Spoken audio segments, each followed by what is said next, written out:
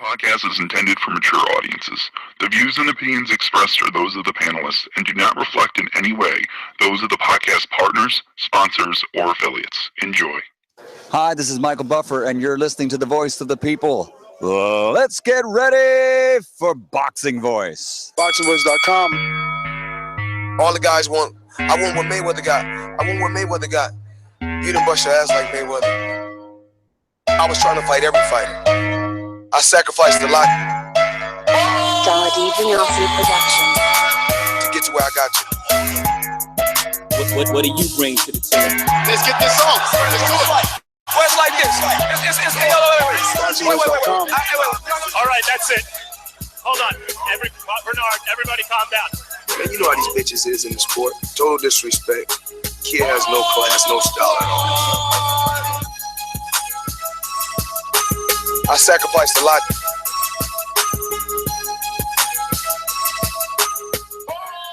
Welcome back, ladies and gentlemen, to another edition of the Boxing Voice Radio. It is Father's Day. So to all my fathers, happy Father's Day out there. Don't forget, when you're thinking, me and the Hipster, we're here on Father's Day. So buy us that cup of coffee. Head on out to Patreon and support us on Patreon. We're going to be talking about Andre Ward and his magnificent victory, his demolition over Sergey Kovalev, or is it controversial? People are calling it the 2017 Andrew Galata Andre Ward is with all the low blows. Allegedly, I'm not saying that's how I feel. Just saying it's how the Twitterverse and the Instagram galaxy is digesting this one. They're taking it, some anyway. Some are telling the Kovalev baby cries to stop the whining. Others are saying that Ward is a cheater. That's what we're going to be discussing today, as well as what's next for Ward. Should he do a Kovalev 3, maybe an Adonis Stevenson or a Joe Smith Jr., as well as Rigondeaux's results, his first round knockout that was attached to some controversy as well, and his 3 options. Manny Pacquiao and Jeff Horn all of a sudden got a bit interesting now that Top Rank has allegedly secured a television deal with ESPN that's going to bring us at least 9 shows this year and possibly 18 in 2018. Plus, we got to talk to young Luis Cubas Aries getting a knockout on the pay-per-view on Rock Nation last night of Andre Ward versus Sergey Kovalev. He's a player now in the 160-pound division, so we got to get his results, plus other headlines out there. So without further ado, let me head on out to the Golden State to get my co-hosts just see how he's doing, right? Long weekend. Dollar Production. This is a beautiful performance against a very tough guy in Michael Johnson. How do you feel about it? Fuck that. Conor McGregor. ThaBoxingvoice.com. You know me, Larry. From a wicked entrance, from a flip over the rock into a knockout. Now, when here it is, the main thing is, I just hope the guy, I wish. ThaBoxingvoice.com. Yes, the hipsters here. Haters beware. And a happy Father's Day to everyone out there. I woke up at 4 a.m. this morning with my kid. We went to the mountains up by the Grapevine for a few hours and spent the day there. And then I came back to do TBV. So, get that like button, subscribe, share the show, show some support. And I just want to give a quick mention of Tim Hague, who was a MMA fighter and also a boxer, who has died as a result of some injuries resulting in a boxing fight this last Saturday. So just thoughts and prayers to him and his family. I know not that isn't the topic of the show, but definitely something we need to address and just mention. And everyone here at TBV is very saddened by this news. So we just want to make note of it, put it to the side, and then talk about the big news, which is Andre Ward beating Sergey Kovalev. Some say controversially. I am one to say that there's definitely some storylines you can make out of this finish, and I can't wait to chop it up with you, Ness, and the callers. Well, let's get into the controversy, right? Because the promoter of Sergey Kovalev, they intend to file a petition. They think that some low blows were definitely landed, and they intend to file a protest with the Nevada State Athletic Commission on Monday following, obviously, Ward's 8-round knockout on yesterday. So Monday, as early as Monday morning, they're going to be, doing the due diligence to try and have this somehow reversed or at least put down as a no contest. Now, Kathy Duva took some heat. I don't know if it was Andre Ward fans or supporters, but when she spoke about this in the post-fight, they got at her, Matt. But what do you think about Team Kovalev, Kathy Duva, main events, and the fact that, if you check some of the other titles out there, they're labeling Kovalev sore loser. I don't think that's an accurate statement to say of Sergey Kovalev. There is that footage of the final sort of questionable shot, and that seems to be below the belt line. I'm going to be completely honest. Though I don't think that's the most egregious thing, because that's not what hurt him. That's not what finished the fight. What led to that whole sequence was the right hand that stumbled and definitely hurt Sergey Kovalev. So I don't think those questionable shots, the shots on the belt line, which most of them were, I don't think those are egregious. I don't think the shot that was definitely below the belt as egregious as some make out. I definitely think the stoppage was too soon. I think a lot of people seem to be of that mindset, even the people that think that even Ward was going to finish him no matter what, but they still thought the stoppage was too soon, and I agree with them. I wish Tony Weeks let the fight go on just a little bit longer. This is a championship fight. This is for 3 belts out of the division. Protecting himself. I'm sorry. I think you let this fight go on for another 5 to 8 seconds. Protecting himself. It doesn't matter. You let the it does. go on longer. Technically, it does. Down. I don't think the ropes were supporting him. Technically, I think he had his hands low because he was getting hit to the body, and he was up against the ropes. Technically, after 7 unanswered punches, the ref has. Where is it in the rule book? It says that number 7. I don't know. Look it up. No, you threw out the number. Don't tell me to look it up when you threw out a number. Oh, you're the producer. But you threw out a specific number. Shouldn't you be the one that support that number? That's a number that's synonymous. I'm I'm keeping it real. That's a number that's synonymous with stopping a fight. I've never heard that before in my life. You obviously don't have your ears open, but I have plenty of referees' numbers. Whenever you like, we can schedule one. We can definitely do that. I would love to hear where in the rule book.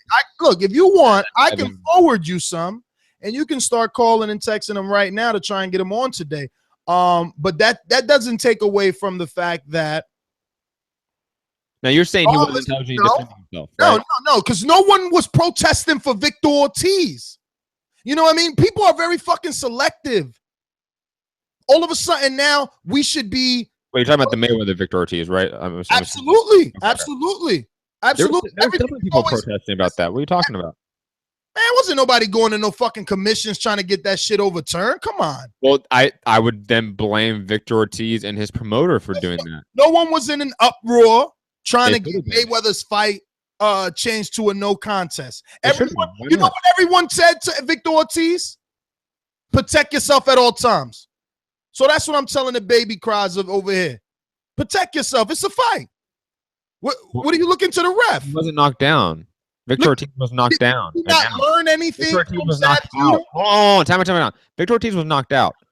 Sergey Kovalev was not knocked out. He was not knocked out unconscious. Like that is an awful comparison because the finishes are very different. How is it awful? How is it awful? It doesn't matter. He was knocked unconscious. The finishes. What matters was against the rope and was definitely not going down. What matters is the narrative that the fans was trying to pitch, and what the fans and the media wanted was throwing out the fans and the media. I'm saying what the facts are and what I saw. That's what we're talking. Headlines. We're talking Twitterverse. We're talking Instagram. What are you talking about? We're obviously talking about what I saw with my own eyes. I know what Twitter saw. I know what the headlines are, and I think everyone calling into this show knows what those headlines are. So we're not going to touch on it because what is your stance on this? I don't even understand what is it that you're trying to say. I'm saying that I don't think the low blows are as egregious as some may say. So I don't think that's a big deal. and I think that the fight was stopped too soon. Okay, but But I'm still giving Ward the credit for the win, of course. just because you feel that way, there's still, like I said, a Twitterverse uproar and Instagram. Certain Kovalev fans feel that the fight should. I mean, I'll read a quote. Yes, No. Let me read this. Let me read this. I'm not disputing that. I don't know what we're arguing about here. Let me read this. And I quote, "I'm still having a hard time processing what I witnessed. I saw someone who should have been disqualified get his hand held up. Kovalev got hit with 3 low blows, 4 actually in the last round. We asked the commissioner for an instant replay analysis, and they did not give it to us. We'll file a protest Monday." So that's what I'm saying. Okay, Matthew feels that it wasn't a big deal. But obviously... You know what I have a big deal with? Because I have a big deal with something. But it's not about the low blows of Ward or necessarily even the stoppage as much as somebody say. I have an issue with what you said at the very last, which I believe is Kathy Duva's statement about the instant replay. Why is it that we're using this idea, the instant replay, for some fights and not others, even though this idea is not on the rule books? I don't know of any Nevada State Athletic Commission regulations on instant replay for boxing events. Well, instant and yet they use it for Guillermo Rigondeaux. They use it for the co-main event and not the main event. You're wrong. Instant replay has been implemented. Oh, they have? Okay. A couple of years ago, but it's not universal because we don't. It's not it's not like it implemented by Nevada or by the ABC. It's commission to commission. Okay. I really don't care about that point necessarily. I'm saying about the implementation of that rule. Let's say that it's on the rule book. I think that's a moot point, anyways. The fact that it was implemented for Guillermo Rigondeaux but not Andre Ward Kovalev makes no sense to me. Why have it on the books and not use it when that stoppage was weird? It wasn't. There was no one. But I mean, to be honest, Kovalev wasn't knocked down. He was never down. He was sitting on the ropes for one, and there was no one protesting. Listen to me. Was anyone protesting it? I don't know. I don't think the camera angle was on Kovalev immediately. It was on Ward. I mean, you were watching. We did a live fight chat. Plenty of people were watching. You know what we did see is we seen HBO making a big stink about it. That's what we kept repeatedly seeing. But we didn't see Kovalev, in frustration. Well, Kovalev did talk about it in the post-fight interview. I don't know why we're acting like in the post-fight. He said, "Yeah, I could have continued." So again, I go back to what I said in the beginning that you tried to throw out as As someone who has sparred more than us, I feel like you sort of throw out the idea that these fighters aren't in the clearest mental state at the very end of a fight, especially one that is ending by a finish. These guys aren't of the clearest state of mind. Some guys will protest, but some guys are in shock. Some guys don't know how to react. I'm not even talking about the protests. I'm still talking about in the ring. Before it was stopped. As a fighter, there's certain things that you have to do, or what the outcome is going to be. Can we just not say Kovalev was really hurt, but he had not gone down yet, and that a fight of this magnitude is more seconds. So that's why the referee stepped in and saved them. I'm not understanding what you're upset about. If you're saying what I just said, you're either saying that Kovalev was hit with low blows, I didn't say that's why he didn't continue, or you're saying that he was hurt for real, and that's why Ward was whooping on his ass, and that's why either or. See, that's where you're wrong. You paint this as an either or black or white argument. I don't think it is that.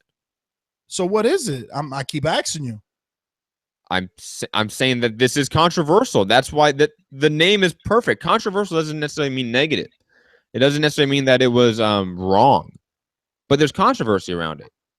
There's some grayness about this finish, about what should a ref do in this circumstance, about was Kovalev really hurt enough to where we should wave off the fight? Should a fight of this magnitude deserve these guys to get a little more allowance to keep the fight going?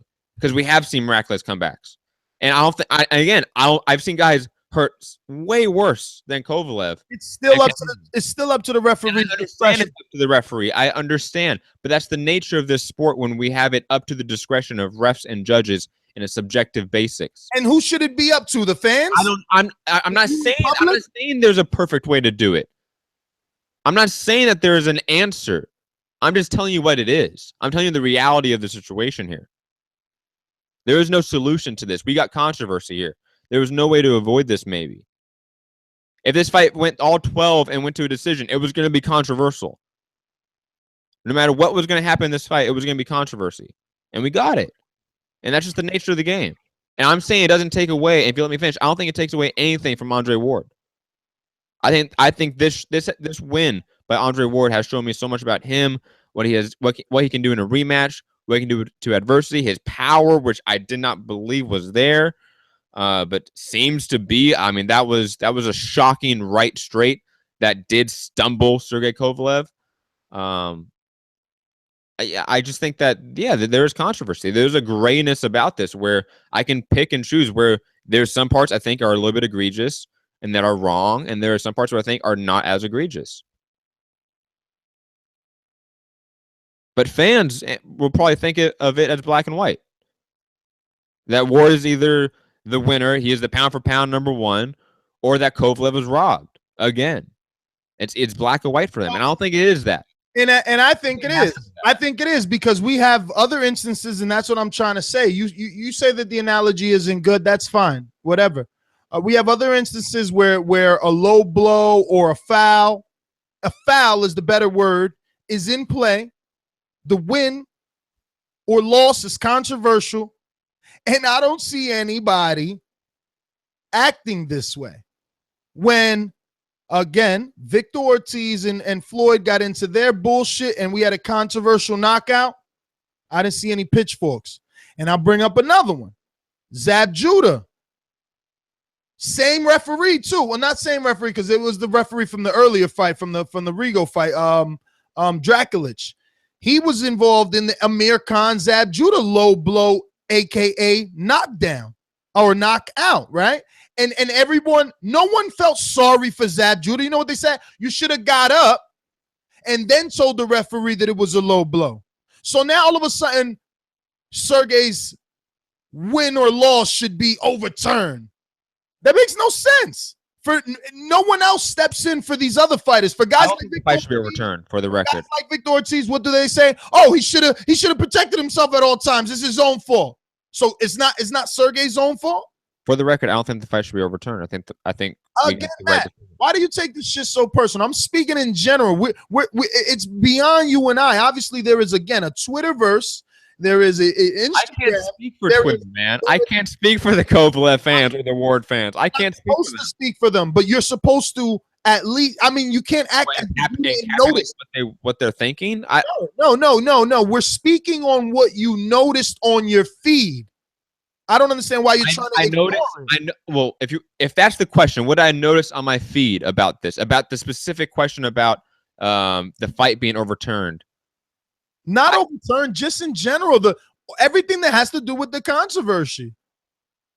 I think you have it very split. You have the people that picked Andre Ward who feel vindicated, and that's a word we've been throwing out around a lot off air, that vindication word. I think Andre Ward fans feel that.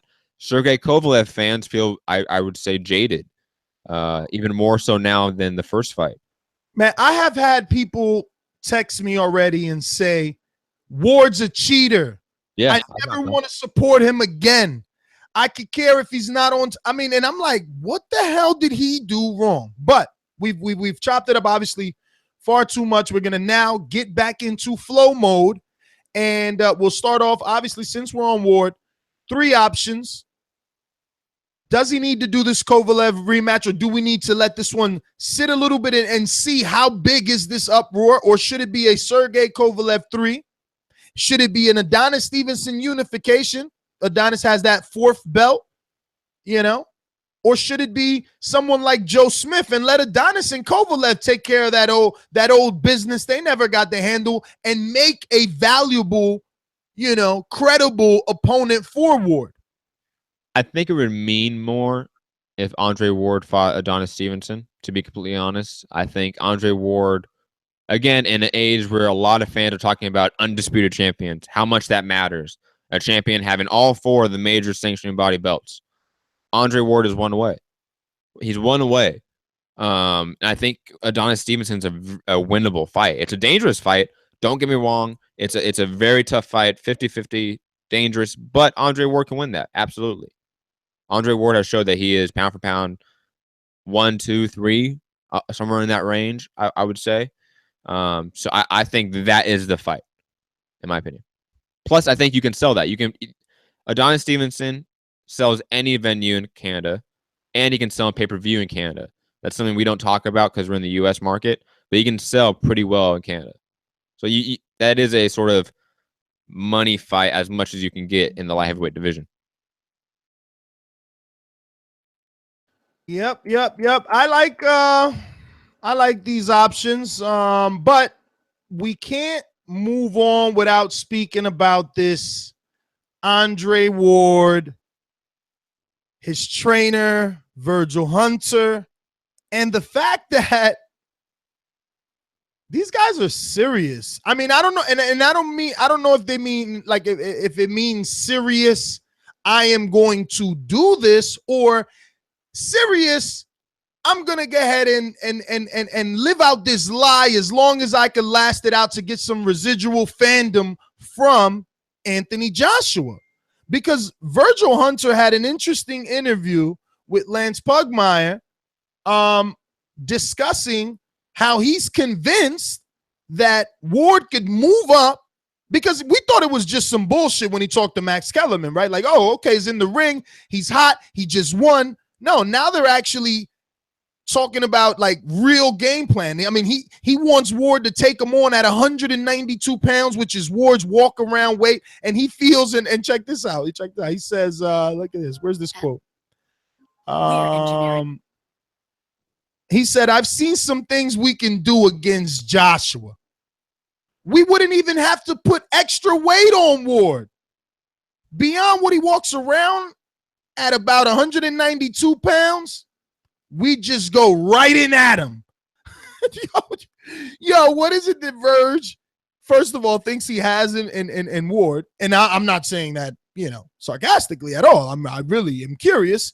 And what is it that he thinks he sees in Joshua that a guy that's never fought past 175 can just go up in there and challenge a 2-division heavyweight champion? And look, I mean, yesterday it was like, yeah, whatever, he said it in post fight, but again, today there's more quotes.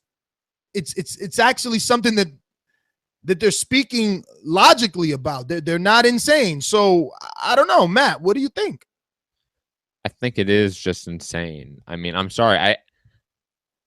In today's world where heavyweights are so much bigger than they used to be, even 10, 15 years ago, I would say heavyweights are much bigger now, consistently. And Andre Ward being a guy that used to fight at 168,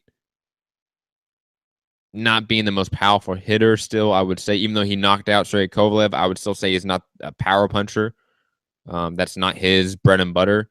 And trying to outbox and work the inside game and the clinch against guys like Anthony Joshua, man, that seems like a tall order. I think it's just talk, to be honest.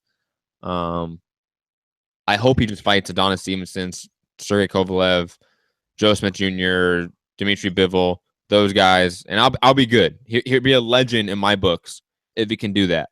He doesn't need to go fight Joshua. I think that's a very dangerous fight. I hope he doesn't do that, and I hope this isn't serious. Well. Rigondeaux, otherwise would have performed spectacularly had there been no controversy in terms of when that bell actually sounded, when that punch actually landed. I'm interested to see how many pay-per-view buys this thing has, to see how many people actually seen Rigondeaux get a first-round knockout, whether it is controversial or not. I guess to keep it quick, does this help his stock in any way? I think so, but then again, Rigondeaux haters, which there are some, even some in the media, which some big media members are Rigondeaux haters, unfortunately. I think they're going to use the punches being thrown after the bell against Rigondeaux and against this knockout. Man, it's definitely going to taint it a little bit. You know what I mean? But again, for me personally, I was impressed. That was insane to me. The fact that he knocked out Moises Flores in one round, and he dominated in that entire round as well. And that left hook was just brutal. I'm sorry, that was truly impressive to me. I want to see Rigondeaux against big names, man. And unfortunately, they're not all big names around his weight class. It definitely took away, in my opinion, from the finish. You know, those holding behind the head didn't help. Those shots that he hit him with before he actually knocked him out. It's just a controversial win for him. It wasn't the best look for him. Even though it was only one round, a lot of us agree that he was basically elusive enough for him not to get hit with any punches that he might have been getting thrown at. So, I mean, in my opinion, he was going to win anyway. Just based off that first round, the movement and everything, I believe that it was just going to be another Rigondeaux show. But it took away from his victory, and you know, a lot of people are upset at him because, you know, he was holding behind the neck.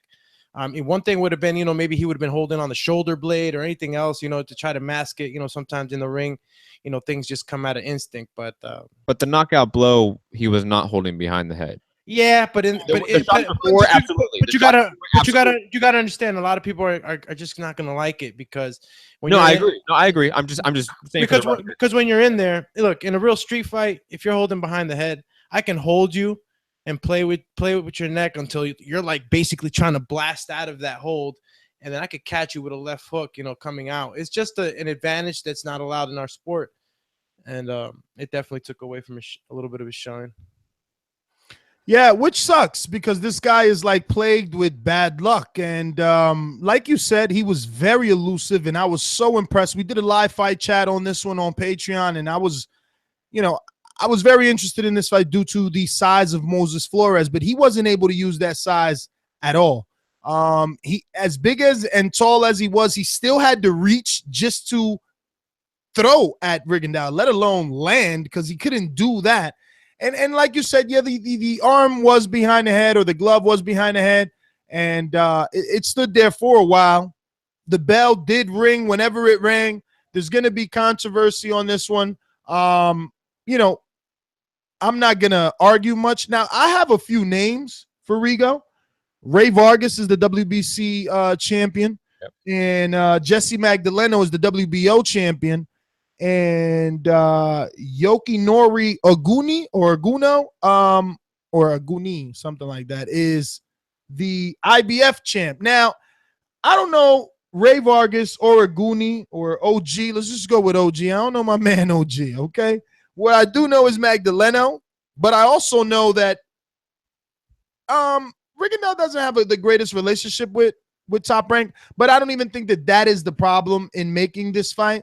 I just feel like if you're going to go for Magdaleno, you might as well go for the Lomachenko fight. But if he wants to stay in his division and then just, you know, go after. Why is that? Why do you think that? Well, because because you're already dealing with Top Rank, so why not just go with the biggest Top Rank? Yeah, like if you're going to deal with Top Rank, then you might as well get the Lomachenko fight, which is bigger. Like you're gonna make Jesse. What about guys like obviously Lomachenko's 2 divisions above him.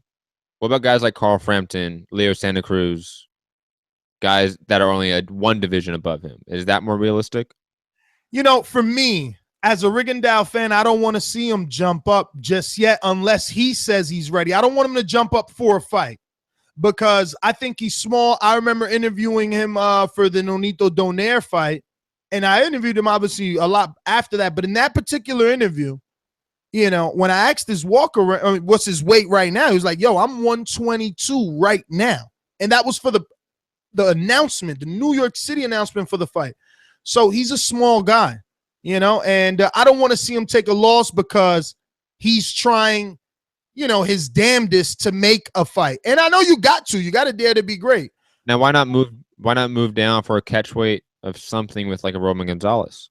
Yeah, because that's really it's not really doable, is it? Roman Gonzalez just moved up to 115, right? He's still too small. And in that fight, he suffered some shots. You know what I'm saying? Like he himself wanted to get away from that. I'm just talking about. I'm just talking about fights that are big enough names to sort of put Rigo over. Listen, you heard what he said last night. He'll take Roman Gonzalez at a catchweight and Lomachenko at a catchweight. But what I'm telling you is Roman ain't taking that. Roman has also told me that look, Roman moved up 4 weight classes.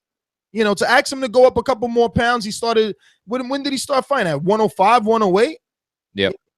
So it's got to be a fair fight. And the same reason I don't want Roman to move up to just give Rigondeaux a name is the same reason I don't want Rigondeaux to move up and fight like Lomachenko without a catchweight. I think they need to do a catchweight. If Rigo is 122, maybe meet at 124. They each shave off 2 pounds or put on and shave off. Are you talking about Loma? Yeah. Loma's 130. Damn, too late, huh? He waited too long. Yeah, you keep bringing up Loma. I think you keep forgetting that Loma is 2 divisions higher than him. Yeah, but it's only 6 pounds, so it's gonna have to be Rigo to at least come up 3 pounds. It's 8 pounds. 122. Oh yeah, shit. 122 to 130. Fuck. Yeah, yo. That's gonna be really tough. He could add a little bit of muscle. I mean, it's gonna have to be 4-4. Rigo will come up to 126, and this guy got to come back down to 126. Okay, that makes sense. I mean, it's the biggest fight for them right now, right? Like you can argue that it's not the biggest fight for Loma. Yeah, but Loma is gonna have to move up then. Good point. The biggest fights for Loma are moving up. Okay. Yeah, like anyway. So but again, Carl Frampton's still a guy that can sell out probably in the UK and Northern Ireland as well. So so Carl Frampton has to fight. Carl Frampton's that X factor that he's getting a tune-up next month.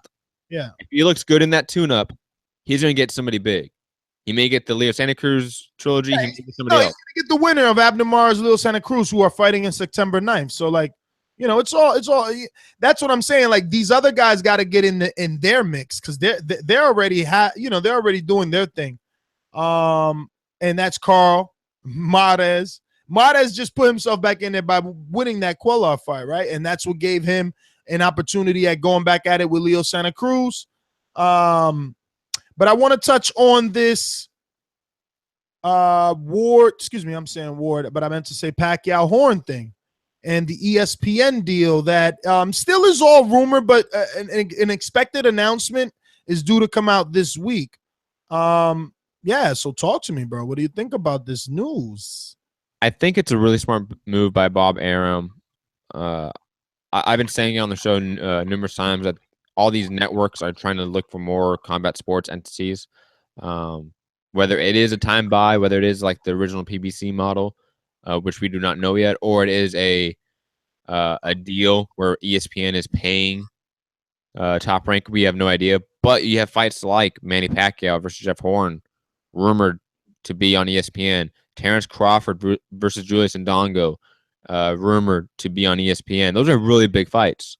And if those big fights are on ESPN, I highly doubt Top Rank is paying ESPN and ESPN is not paying Top Rank. I highly doubt that. So Top Rank seems to be making a really good move, a really smart move, and they're jettisoning from HBO. I think that's a huge storyline that, if this comes to fruition, is going to be something we talked about earlier about HBO maybe getting out of boxing completely. I know you said no, but if Top Rank jumps the ship, that is HBO. Top Rank doesn't have that much. I mean, HBO doesn't have that much left for content for dates for boxing. So I don't know. This could be another step towards the end of boxing on HBO, to be completely honest. Now, again, in that Twitterverse that I speak of, that Instagram galaxy, a lot of the media are like, oh, wow, this is great for boxing. How is this different than the last ESPN deal or the current one? I mean, the current one with Golden Boy is what you're alluding to, right? Yeah. So far, they have not put on the quality of fights or the quality of fighters, I should say, that we are about to get from Top Rank. I mean, Manny Pacquiao is one of the best fighters of all time. You know, he had top 20, top 30 boxer all time easily. So we're talking about a preeminent star on ESPN. That's something that Golden Boy isn't doing. They're not putting Canelo on ESPN. Are they going to put Miguel Cotto, who they just signed, on ESPN? I doubt it. So I think that this is bigger. This seems bigger. Terrence Crawford versus Julius Ndongo is bigger than anything Golden Boy has put on recently on ESPN. So this does feel bigger. You know, I don't know. I think we should applaud this move if they're putting on consistently this level of fights. Just like we should applaud PBC as such. And how is it different from the PBC deal that had, I don't know, Keith Thurman on there? Again, I do not know which way the money's flowing. And with PBC, it's determined on the network. Certain networks, the money's flowing one way, and for other networks, the money's flowing a different way. Yeah, but I mean, money is not That's the only thing. That's the only criticism of PBC, really. But money isn't our concern, really. We mean, like, I'm just saying, how is this different? I mean, we've been having, ESPN has been invested in boxing. I mean, having Manny Pacquiao on ESPN, yes, I would say that's the holy grail of ESPN on boxing for our generation. I'm pretty sure they had humongous fights in the past, right? Well, ESPN also isn't like super old. You have to think about it that way. But in terms of relatively elite fighters, I mean, we've seen that, and I'm not saying there's anything wrong. And this is always great, more boxing. I just don't understand how this is any different than what have we ever had Kathy Duva has done with NBC, what Golden Boy is doing currently with ESPN. You know what PBC has done with Spike, and what Top Rank has done with True TV in the past. I just don't see how is this any different. For people to say, "Oh, this is the level of fighters we are rumored to get on ESPN." Again, if Terrence Crawford and Manny Pacquiao do get on ESPN, those are arguably two out of the top 3 pound for pound level boxers in the game. Am I wrong? So I mean, it is arguable, but I mean, those two guys have an argument to be in the top 3 pound for pound. Manny Pacquiao and Terrence Crawford. So I think that in and of itself, to get those two guys within the same calendar season, not even the calendar year, calendar season, within the same 3 months on ESPN, that's good for boxing. There's no reason to downplay that. That's good for boxing. Not to mention, Top Rank has been signing a lot of new talent, young talent, a lot of Olympians. So they need a platform to build them. Oscar Valdez. Imagine Oscar Valdez and Gilberto Ramirez headlining cards on ESPN. I think that would be a fantastic move. I also think that, if we get Julius Ndongo getting the IBF belt, which hopefully happens, I still haven't heard anything definitive on if they're going to strip the IBF belt from Julius Ndongo. But if Julius Ndongo and Terrence Crawford are for the undisputed 140-pound belt or championship of the world, that would be big in and of itself, that ESPN has that level of fight on it, where this will be the guy. No one else is the guy if it's Julius Ndongo and Terrence Crawford on ESPN and the IBF belt is still there. Do you remember what sort of numbers Keith Thurman did on there, just to get a gauge of how much? Get up really fast if you want me to. I do not remember off the top of my head. See, like, how much are we looking at? Like, if Pacquiao's here, like what that was the Collazo fight, right? I don't remember, man, to be honest with you. So many fights. Speaking of so many, Luis Arias, the Cuban former TMT fighter, now with Rock Nation. Interesting. I forgot to say this. Now, this is all rumor, but Sean Zattel obviously was covering the fight for us, the Boxing Voice, right? And word on the street is Ward's deal is done with Rock. Have you heard that? I told you, see Sean in the queue, because I told him to call in because he heard all the whispers. And man, very quickly, FightNights.com has Thurman Collazo at 1.2 million peak on ESPN. Okay.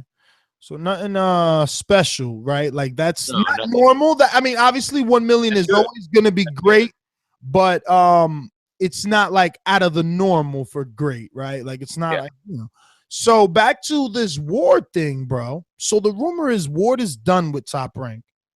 Excuse me, done with Rock Nation, and is gonna sign a Top Rank, which kind of can be true, being as though he manages Shakur Stevenson with James Prince, and they shifted him to Top Rank. And when you think about it, right, it's like, what's over there for him? He said he wanted a heavyweight fight. Who the fuck can make him a heavyweight champion? Bob Arum. Bob Arum could solidify him. He could say, sign with me, and I'll give you that fight you want. Not only that, I'll give you 2 fights, he says. However you want it first. You could get Gilberto Ramirez first, or you could get Joseph Parker first. However you want. But we got these 2 right now for you. I mean, shit, bro. First of all, I don't know how Rock Nation doesn't throw the bag at him. You know what I mean? Throw it in the bag at him to get him back at this point. I mean, at this point, you got to get contracts up. Doesn't mean you don't entertain negotiations and offers, bro. I mean, yo, the kid just knocked out his nemesis. You don't lose that. You don't do that. No, you're right about that. Again, man,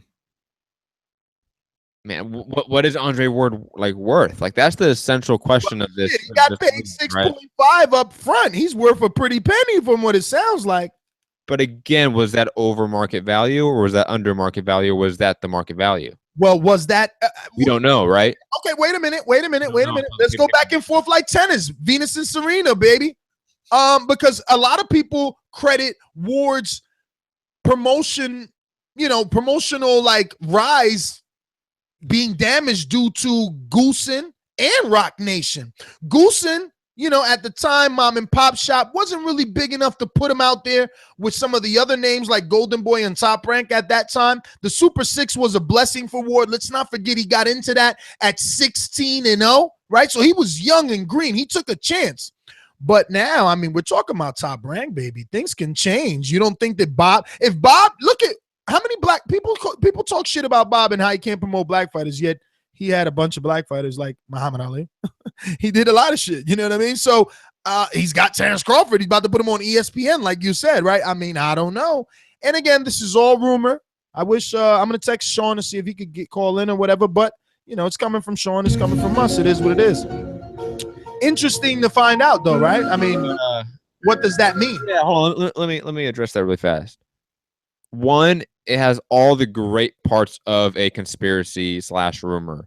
The fact that there is a actual connection between Prince, Ward, and Top Rank through Shakur Stevenson, that automatically makes it seem tangible. I would like to know. I would like to get some sort of like official statement, to be honest, on the whole Rock Nation deal. If the Rock Nation deal is up, then yeah, I think this is a legitimate rumor. I trust Sean. Sean Sattel is one of our great guys out there. So I trust what he has been hearing, and if he's willing to say it to us. So I don't know. I think there's a lot of interesting ways to look at this. I think it's not a bad move, to be honest. I think most of us are in agreement that Rock Nation did not do their best job with Andre Ward. That it seemed a little bit half-assed. It did. But bro, forget about doing their best, right? Can they get him a heavyweight fight? Can they get him a heavyweight fight? No, they don't have a heavyweight in their stable. It'd be difficult. And what's the easiest heavyweight you think they can deal with if they are somehow able to give, because look, they gave Cotto $50 million. Shit, they might not want to lose Ward. Again, like you brought up the idea, like Rock Nation should throw the bag at Andre Ward. But if they do, if what they have been giving him has been over market value, they might say, like, we will not get a return on our investment, so why not just, wipe our hands clean and just go our separate ways. They did that with Cotto. That seemed pretty amicable. So, I mean, Rock Nation already has a track record within boxing of very amicable quick splits between their fighters. So, I mean, that could be this right now, that they just go, man, we seem to have given you too much money for what you're giving back to us. So you're good. You can go to Top Rank and go get the heavyweight fight. thank you for your service to Rock Nation. I think that's what they're sort of gonna do, to be honest. But to be honest, yo, final fight on the deal. To be honest, I don't know how deep. We'll see in the coming days how these rumors work out. But I don't know. We're supposed to be hearing something about Top Rank. I mean, not Top Rank, but Rock Nation as well. I don't know. We shall see. Luis Aries, I don't know the guy that he beat like that. You know what I mean? But where would you like to see him go next? I mean, he needs a named fight. He's 160, right? 160. 160. And Emmanuel Alim. What about that? Yeah. And I don't know about the whole advisor promotional aspect for that fight, but he's on rock. But to me, those guys are at the same level, or like maybe like a Rob Brandt. I think that would be a good fight. Ryota Merida, that'd be a good fight. Hassan Nadam, someone on that level, I would think would be adequate. Well, he's right there hanging around that around like right underneath the top 15. So yeah, Gabriel Rosado's somebody that will give him some sort of name relevance. I always hate seeing two prospects go at it, but I mean, this is the year of the best fighting the best. Usually you want a prospect fighting a veteran with some sort of name cachet with the fans. But this particular prospect I have in mind is a good one for Lewis. I think Antoine Douglas. Ooh. That's not bad. But because Alim is pretty up there. Remember, Alim has that like silver WBC. So, it would put – but, I mean – listen, Lewis is up there too in terms of USA, right? In terms of the USA middleweights. He's rated pretty high as well. Derevchenko is there. That would be something. I would like that. Willie Monroe, the most feared middleweight outside of Danny. Not Danny. He needs a fight. Willie's our guy, man. Don't forget our guy Robert Brand is there, and your guy Toyota Corolla is there. I mentioned both of them. I think any of those fights equal a good fight, a good matchup. Something that is also. I think the Rob Brandt fight, but you see, Rob Brandt he's already set up though. He's already lined up, so he doesn't need to look backwards. So we got to rethink this. It's Lewis looking up at the division. Who's Rob Brandt fighting? Monroe won't look backwards. Alim won't look backwards. He's got the silver thing. So we got Ishe that needs to look backwards. And you got that TMT rivalry there because it's like, oh, I know this kid. He was in the gym. He came up with me. Floyd got rid of him. We're going to beat him up. We got Matt Korobov there. There's a little storyline. We know that Peter Quillen vacated the title and didn't fight Korobov. We got Evgeny Hitrov. He lost to Alim. So it's a little storyline there. We watched them fight. I have no clue who Andrew Hernandez is. Never heard of him in my life. Gabriel Rosado's there. And like I said, Antoine Douglas is there. You got Curtis Stevens is there. Sergio Mora is still there. Alantez Fox, like I said, I don't really like seeing the prospects fight the prospect, but look, Alantez has been hanging out for a while. He was at 154. He didn't get anything big then, and now he moved out of that division. He's in the 160, and he hasn't gotten anything significant here either. So, I mean, that would be a good way to start it off. But outside of that, any other headlines you want to touch on that, I don't know. Well, we didn't talk about Dmitry Bivol at all. And I think that's pretty sad because you're pretty impressed by Bivol. I was impressed, but then remember, I quickly, and that was on our live fight chat on Patreon. If you want to check those out, we always give our own live commentary on every fight only on Patreon. So definitely check that if you want. But like I said, man, I mean, I was impressed by him. But then when I realized that, Samuel Clarkston from Texas had already beat Agnew, and Bivol had already beat Clarkston. It's like, what the fuck is he doing in here with this guy? They could have found someone else. It's a pay-per-view. You could put anybody in there, but you chose not to. The guy's 10-0. The guy's 10-0. Yeah, but you're trying to build them. Right? So like, who else would have been a better name? I get it. Look, Agnew, I get it because I was at least like my ear stuck up like a German Shepherd. Where I was like, because I remember the name. I remember the name losing to Kovalev. But as a hardcore, the minute I realized, hold up, Samuel Jackson excuse me, Samuel Clarkston, who's not on the level of Kovalev, he's not on that top tier. And I'm not discrediting Clarkston at all. I just know what he is. He's a guy that turned it around, he's a blue collar guy. He had a couple of losses, turned around, got a good couple of wins, and then he lost to Bivol. So it showed us that Bivol was the goods by beating this durable fighter. So then why are you going back and beating Agnew, who Clarkston earned his stripes off of? You know what I'm saying? But I get it. It was who do you like to see Bivol against now? I mean, at 175, Joe Smith. Joe's busy. Joe's busy. He's got to fight with Barrera. Yeah, that's true. Yeah, Joe's busy. Barrera's busy. Shabaransky. Give him Shabaransky. Shabaransky is in the gym. And you know who else? And I know Bivol will beat him. Shout out to Shabaransky because I saw him in the gym the other day. He was training with Canelo Alvarez for the Chavez fight. Listen, and I know Bivol will beat this guy as well. And I don't mean Shabaransky, I mean Uneski. But that's another name, I was thinking about that, but I didn't want to bring him up. I don't think Pacquiao has anything left right now, but like Pacquiao, Eldelio Alvarez, Alvarez and Pacquiao are different levels completely, let's be honest. So is Alvarez too much of a step up? Is that too quick? Maybe, bro. All I'm saying is these are the names, right? Bivol needs to talk about these names. Marcus Brown has already a dance partner. Sullivan has a dance partner. Barrera, from forward just got knocked out. Like, what's out there? Cleverly, if he wants to make a name. Yeah, but we keep hearing Nathan Cleverly and Badu Jack are fighting. We keep hearing that. Exactly. People are. I mean, look, and this is not a step backwards for Bivol, right? Mm-hmm. I mean, it is probably in terms of ranking, but not in terms of namesake. This would be the biggest name on his resume, and it's a winnable fight.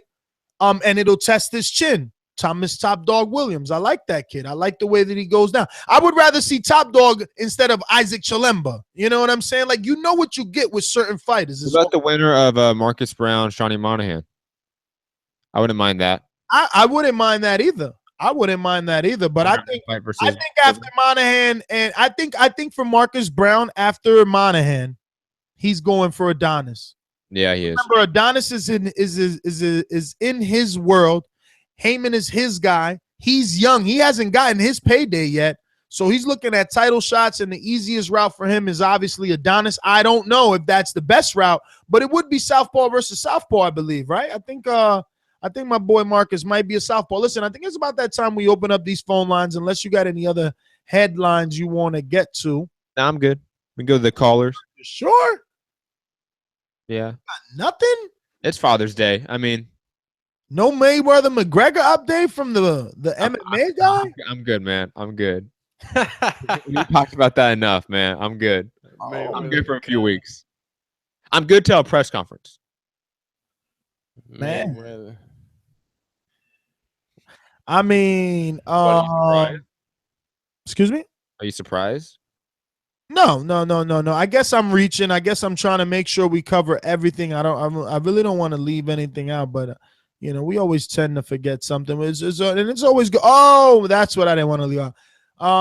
Shout out to Fidel Maldonado, man. I watched this guy. He had a fight with Michael Perez. Fighter from here in my area. And, I kind of, Golden Boy uses this kid a lot, and he's a Texas fighter. And he pulled off the win over Pablo Cesar Cano. But I don't know what that means, right? Like, Cano has been a name, but it's really come from like one really tight fight I think he had with Malignaggi when the Barclays Center first opened up. People thought like, he probably should have won that. He didn't get that win. And then after that, that made him a usable name for promoters. But he really lost after that. Does he have any name win to like, what's his biggest win? Because Maldonado himself is a journeyman. I mean, a young journeyman, but he's a journeyman. I'll be honest. I'm a hipster, but only about Japanese fighters. You should know this by now, Ness. So I I did not see this You're fight. a host on a podcast show. You're gonna have to try and educate yourself. You can't just be, I did not see this fight yet. I did not see this fight yet due to us not getting off the air until midnight and Father's Day. So I will see the fight. Then give my opinions on it, maybe on a different show. But I did want to bring up what the WBO president has said, that Billy Joe Saunders is in negotiations with the Ryota Merida for the title, and David Lemieux gets the winner. What are your thoughts on that, Ness? Well, does that mean that Ryota Merida all of a sudden is ducking Rob Brandt? Like he doesn't want to fight? Well, how can you duck someone to fight for a title? Well, it's like, did Jason Sosa duck Jezreel Corrales to fight Lomachenko? But wait, weren't them two supposed to be in the eliminator, or is Rob Brandt automatically get his shot at and down? I believe Rob Brandt automatically gets a shot in and down. All right, well, in that case, it's all good, man. Sounds good for Toyota Corolla to head that way. Panchito Papi, put yourself on mute. Robert Ortiz, put yourself on mute. If we're not going to you, you should be muted because we're going to start taking phone calls right after a word from our sponsors. Remember to rate us 5 stars on iTunes. These calls are brought to you by El Camino Electrical Services, experts in electric vehicle charging stations. For consultations and turnkey installation, visit us at elcaminoelectricalservices.com. Matt, get the clock up.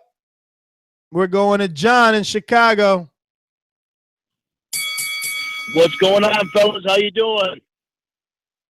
We're good. We're good. Hello. Happy to be here, brother. Happy Father's Day. Hey, happy Father's Day, my friend. Hey, I got 4 myself, so it's one of those days, man. I appreciate it. Thank you. I'm gonna pull out my hot sauce and my bib here because I'm gonna eat a little crow here. I got the round right, but the wrong in that fight. I said Kovalev was gonna win that fight, but what I saw Andre Ward. I haven't seen that Andre Ward in quite some time. Using angles, to use that body work. I mean, he looked terrific in that fight, and yeah, I mean, that they could have been a couple of low blows called, but they were borderline. And if where I come from, and I fought before, if the ref's not going to help you out, you help yourself. And Kovalev, the first thing he should have done then was whack Ward low to give himself a little breathing room there. So he didn't do that. That right hand was killer. Put him on roller skates.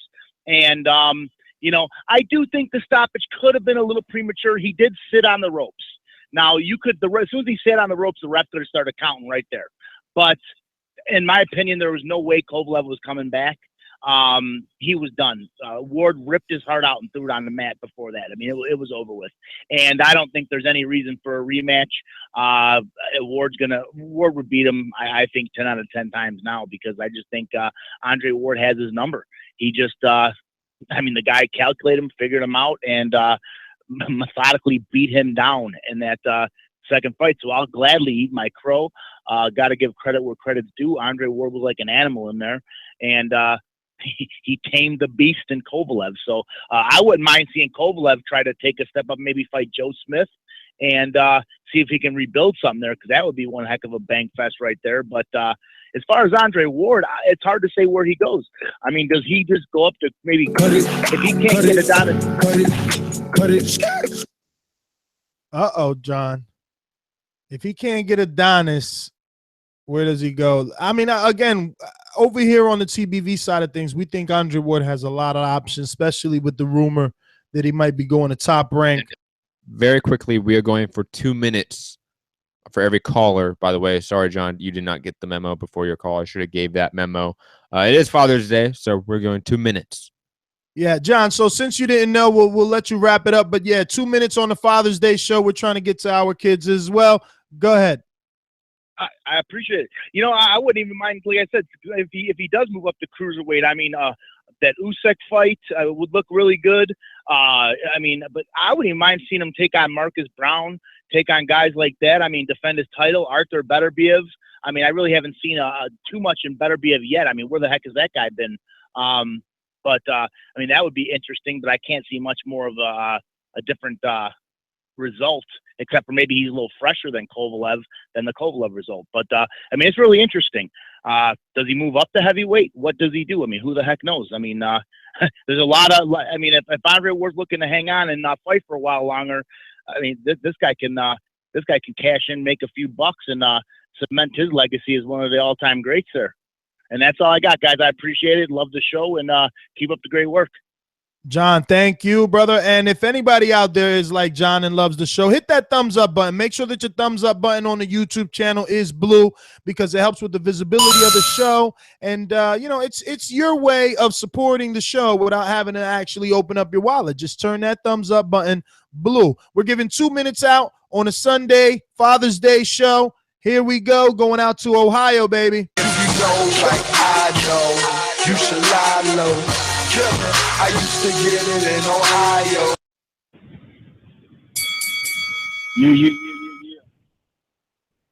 What's up, Boxing Voice, man? I'm a happily eat my crow, man. Ward's my guy, but I was picking Kovalev.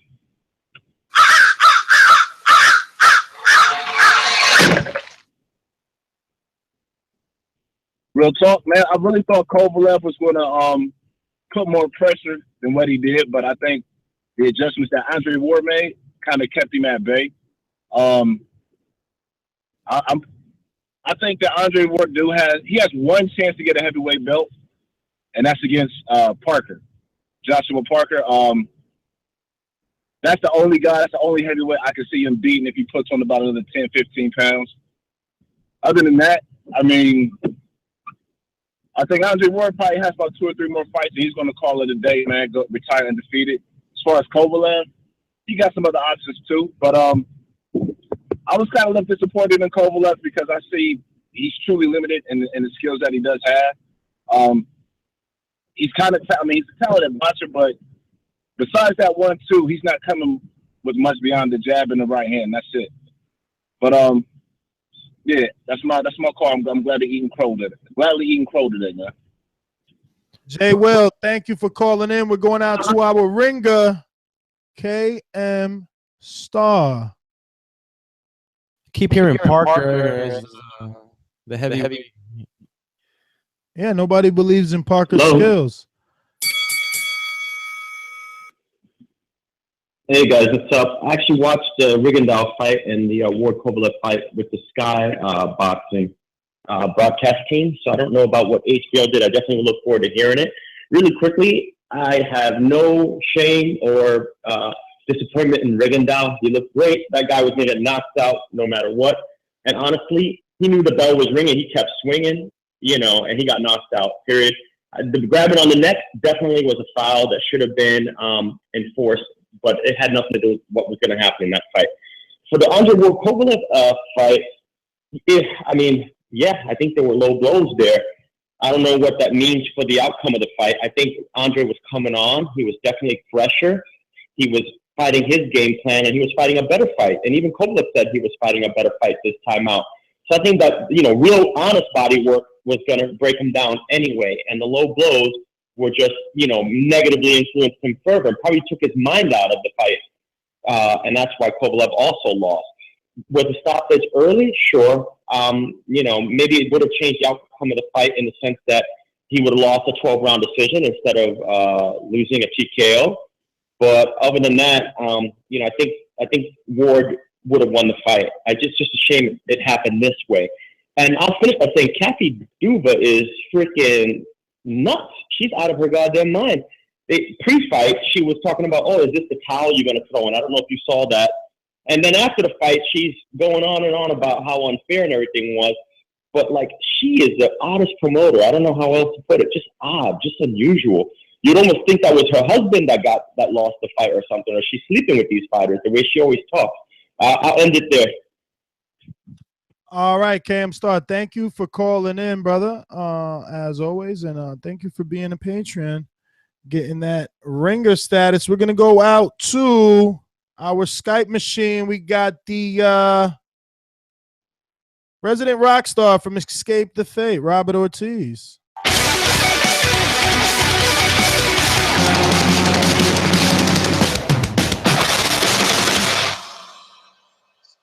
Nestor Gibbs, Hipster.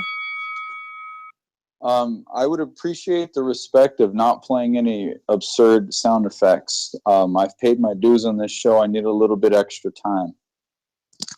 Nestor Gibbs, Hipster, how did you guys see the first Ward Kovalev fight? Just a question. I need to ask you a couple questions. As far as what exactly? Who did you give the fight to? Ward. The first one. Ward. Hipster? Hipster is on a BRB. He took a walk. But I'd say I'll tell it to you like this. In the beginning, I had Scored it for Kovalev, I believe. Yeah, I had it for Kovalev, but I switched. I want to know who the Hipster scored it for. I think he scored it for Kovalev at home. And remember, he was live at the fight, and he scored it for Ward. Okay. And how about this fight, Nestor? Who did you have ahead before the stoppage? Oh, man, I was keeping track because I did a live fight chat, but I don't have the card anymore because, he won by – I didn't never save it because he won by knockout. I didn't even score the other fight either. But I remember the first round. It was a tight round. I didn't mind if anyone gave it to Kovalev or Ward. But I gave it to Ward. Second and third to Kovalev, I believe. I'm not sure. I think fourth and fifth might have been Kovalev. I'm not sure. Or maybe fourth Kovalev or fifth. I don't have the card, but it was something like that. It was kind of spotty like that where, it was one, then two for sure, then one. It was still a pretty even fight. It was early. I found this Kovalev's output was high in this fight too. I found this fight intriguing because it seemed to me to be almost the opposite of the last fight, whereas Ward was landing the cleaner, more effective shots while Kovalev was kind of out hustling him a little bit. I felt Ward was doing a little bit more. And you know what? One of my favorite things in this world, in the entire fucking planet, anything that I've ever experienced in life, and it is Father's Day, so it's not even a close second, but it is still one of my favorite things. The Marquess of Queensberry rules, okay? And that includes not clinching. That includes no hitting below the belt.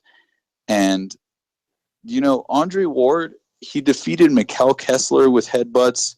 He defeated fucking Sergey Kovalev with a robbery and low blows. And I don't no, stop it. I asked you not to disrespect me. You stop right now. No, I asked for that's disrespectful.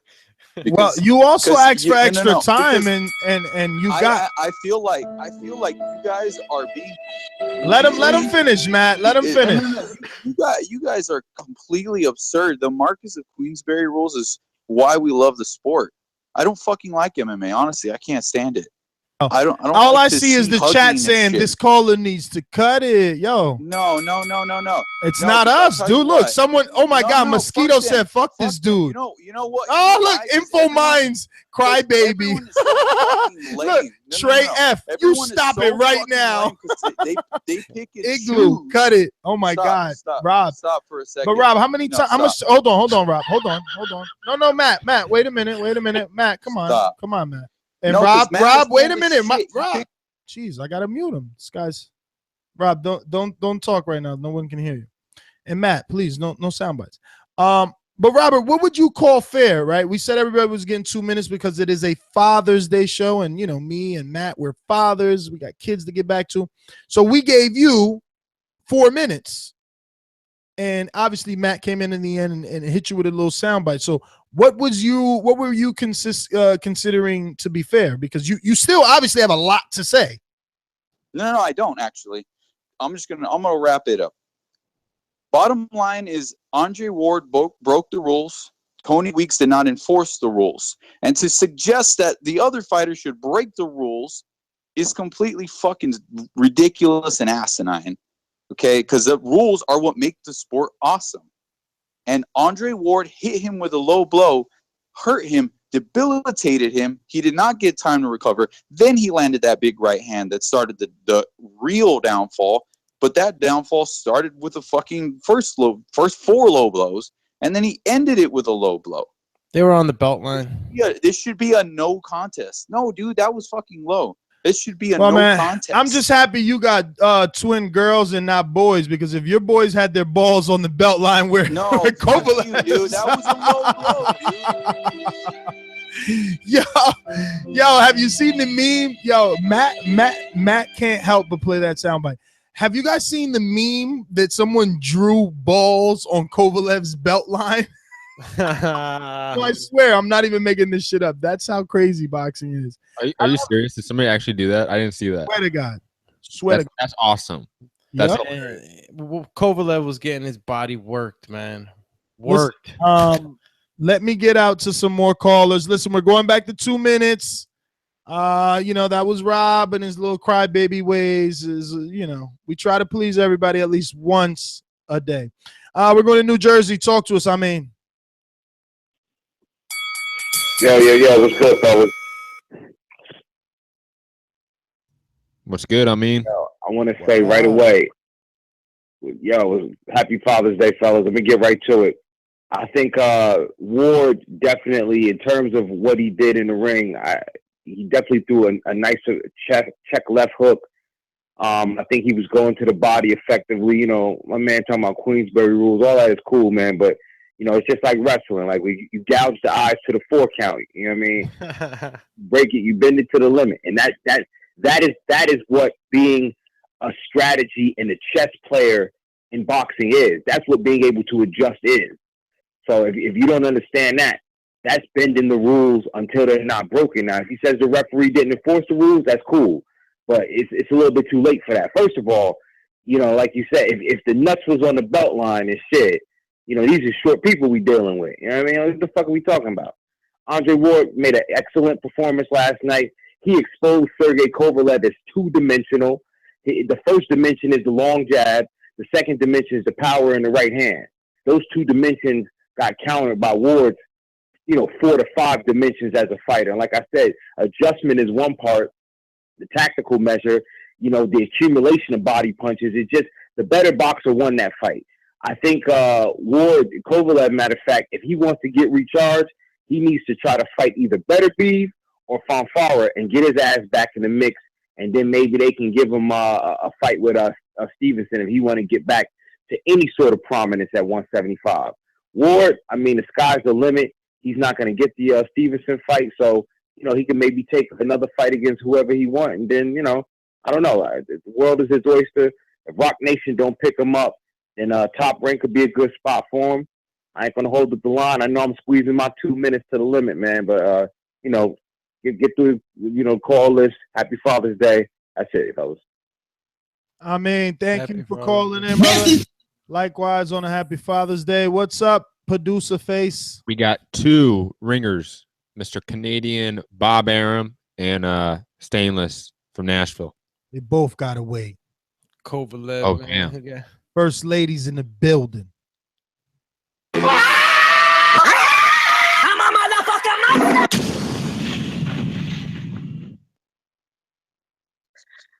Yo, happy Father's Day, Nestor and Matt and everybody out there.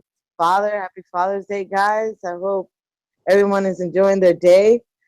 I'm not gonna take too long because there's really not much to say. Ward won a really good fight. He fought a very strategic fight, in my opinion. I don't think he hit continuously below the belt, but there was one shot below the belt. We cannot say that he never hit him below the belt. He did. But was it continuously? Was it all the time? Was it during that stoppage? Absolutely not. And I could understand why maybe people like Robert Ortiz are getting a little bit frustrated, but you need to go back and watch the fight again. It is on the belt, and it is kind of like, oh, why are you hitting him on the belt? But it's not an illegal. If it was an illegal shot, then maybe we have the right to get upset. But being that it wasn't an illegal shot, whether you like the fact that it was on the belt or not, it wasn't illegal, and that's, at the end of the day, is the important part. But Ward did hit him below the belt? He did hit him. I think it was like once or maybe twice accidentally or maybe on purpose, but who the fuck knows? It did happen, but it wasn't continuously and it wasn't during that eighth round stoppage. So my thing is, I feel like Kovalev, honestly, I don't like him. I don't like Ward either. They're not my favorite fighters. I will watch them on YouTube, a replay of their fight. But for me to take a Saturday or whatever the case may be to sit down and watch them, I really don't. And I'm not saying that as a hater, because it's not like I'm saying that Kovalev is the worst fighter in the Ward or that Ward is the worst fighter. I just personally don't like them. I don't like their style. I mean, I'm not a huge fan of their style. I'm not a huge fan of what they have created with these two fights. It's just they didn't sell me to the point where it's gonna be that I became a fan. I'm just right now like on the fence with both of them, and I just feel like that's really it for me when it comes down to it. Ward did win. Cut it. Father's Day, sweetheart. 2 minutes I to caller. know. That's all I wanted to say anyways. Bye. All right, Masterpiece, thanks for calling in. We're going to go out to Australia. Canadian. Yo, we got a lot of things going on. We got people in Australia just like Jose. You know, there's a lot of things happening. No one can stop me, really. Oh, there's a king croc right there. This croc has enough power in its jaws to rip my ear right off. Unique in the sixth round, in the seventh round. You're gonna be the legend to become a legend. Honestly, these are unbeatable. You're gonna be the legend to become a legend. Father's Day.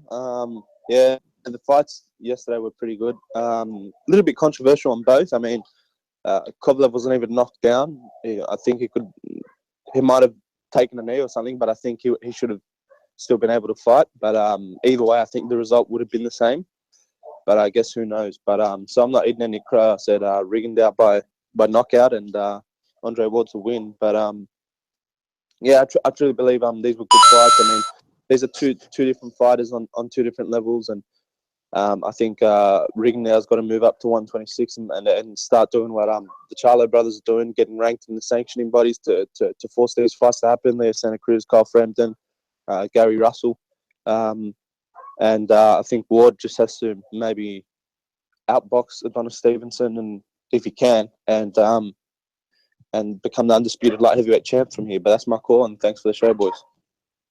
Alex, man, thanks for calling in. We're going out from Australia to Canada. What is it, Clargy, right? Popping all this champagne, popping all this rosé, getting money like Jose, chain code, Norway, shorty wants that foreplay, I'm like, no way, gotta rock it like Coldplay, killing it, OJ, getting cheese like Green Bay, call me Aaron Rodgers, hopped off that Dodger, dodging them cops. Yo, boys, what's going on? First of all, happy Father's Day again to everyone. Man, yesterday's fight was amazing, guys. Fucking amazing. I don't know why Robert calls in crying and complaining, man. Fuck. Why are people doing this, man? Like, if it would have been a foul, the ref should have called it. If the ref doesn't call it, you keep playing, guys. That goes for any sport. So if you're gonna stop, and Ward did stop. I don't know if you guys caught that or not, but a round or two before, Kovalev already, was turning over, and he left him. He should have attacked him there, and he didn't. The truth is, I mean, I love listening to that show that the Cali boys put together, man. And JP said it best, man. Kovalev complained about overtraining. How the fuck do you over-prepare? There's no such thing, man. It's like having too much money or being too good looking. It doesn't ever hurt you to have an advantage, right? So the fact is he wasn't over-prepared. The fact is he quit. And Kovalev, guys, is at a greater level than Victor Ortiz, because he didn't even stop because he got a broken jaw or because he fucking had a broken nose or he didn't have his orbital bone broken up. He quit because he didn't have gas in his tank. That's the worst kind of quitting, guys. He quit because he couldn't go on anymore. That's the kind of shit that happens at amateur levels. Like when you're sparring and stuff, you can't go anymore because you're gassed out. This man got exposed, man. He got absolutely exposed, and anyone who's calling in and hating just can't appreciate the sport for what it is. Ward, with less physical tools, i.e. strength, or like absolute just intimidation that Kovalev has, was able to beat the man and knock him out, guys. It was a fucking amazing night of boxing. I mean, You guys should all be fucking over the moon excited about your American champion. And he right now is number one pound for pound in the world, man. He deserves it. The Adonis Stevenson fight, guys, no one's going to give a fuck about that fight. It's going to be less relevant than the Kovalev fight. Adonis Stevenson has no fans here in Canada. You can ask T from Toronto. Outside of Montreal, no one knows who the hell Adonis is. The pay-per-views would suck. So I would like to see Ward chase the heavyweight championship, man. Do something, a la Roy Jones Jr., man. I'd love to see that. Again, I don't think it's a cram show, but... Cut it. Jose, use that boomerang status. Time to get to Detroit's own. Straight to the point for those with attention deficit. I'm so repetitive, so I gotta repeat. Stainless from the streets to the deep. I'm coming with that heat. All you need to know about me, I'm coming with that heat.